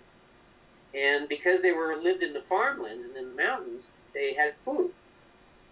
And so when you think about what to store and stock, yeah, gold and jewels are very tradable and barterable. But a lot of us don't have much money to stock much in the way of gold and jewels. And each of those gold and jewels traded for a sack of food. And before the collapse, they would have bought hundreds of sacks of food for one diamond or one emerald. And after the collapse, one diamond or one emerald was worth one sack of food. So if you don't have enough money for a big sack of, it's great. It's portable. You can bring a lot of value with you with your diamonds or jewels, but someone could also take that from you in an instant. Whereas your skills, your talents, food, other things of value, Bic lighters, toilet paper, MSR stoves, water filters, all of those things will be worth a lot if things fall apart. And they're relatively cheap to buy today compared to that sack of gold and jewels. So I just thought that's a really cool story. That, along with the women who took pity on the men and shared their foraging stuff with the guys who were focused on hunting and fishing, I'd say those two stories right there are just like, and the pit of the stomach, those are the three that are probably the most valuable that I've shared with you in all of this time that could really take you far in a scenario where things have really fallen apart. Well, I'm not a gambling person, but I'm willing to bet every dollar I own that you're not big into investing in bitcoins. Yeah, I got 0 bitcoins. Okay. And so, yeah, you're right. Well, thank you very much, Matthew, for speaking with me. I look forward to sharing this with so many other people. Now, your website's wintechfails.com, and you have your article out there, 400 Chernobyls, EMPs, and all that is at your website. I'm going to link to that article down below. And for those listening, there's also Matthew's article on the perfect storm, the six trends that we need to be aware of that could threaten our grid and our civilization. And also, is your other website mattstein.com with one T? Matt with one T. I was a stubborn child, and my parents, no one could get me to spell Matt with 2 T's, because, stop and stopped and run and running, it's like, so anyway, so Matthew's with 2, but Matt Stein is MattStein.com. That's my author's website. And if you got little kids, I've got a wonderful new, I made the story up for my daughter, who's now 30. I made it up for her when she was 25. I wrote it down, tried to publish it when she was 20. Finally published it this last year, called Geronimo the Frog. It's a very fun, exciting, kind of eco and earth friendly children's story. Really beautiful illustrator, and that's all 3 of my books. Signed copies are available through my website, mattstein.com, but you can also buy them at Amazon or Barnes & Noble, or give your local bookstore the business, and if they don't stock it, ask them to get it, and they can get it in 2 or 3 days from a regular sales distributor. So I'm available anywhere, but great free information at whentechfails.com. That's the information-intensive website I have, whentechfails.com, totally free. Building the Ultimate Survival Kit, lots of links to buy a lot of the stuff I've talked about today. And so I don't have a store, but you can support my website a little. I get small associates fees if people buy stuff by clicking through the links. And it's good stuff. If there's a link on there, it's a good stuff. So a great way people can support your work, of course, is to purchase a book themselves at your website. Yeah, sure. And, you get a signed copy if you want. So, but anyway, thank you very much for having me on today. It's been a real pleasure. And I like to end with my motto. And my motto is that I ask everyone to do their best to change the world and do your best to be ready for the changes in the world. And thank you so much for having me on today.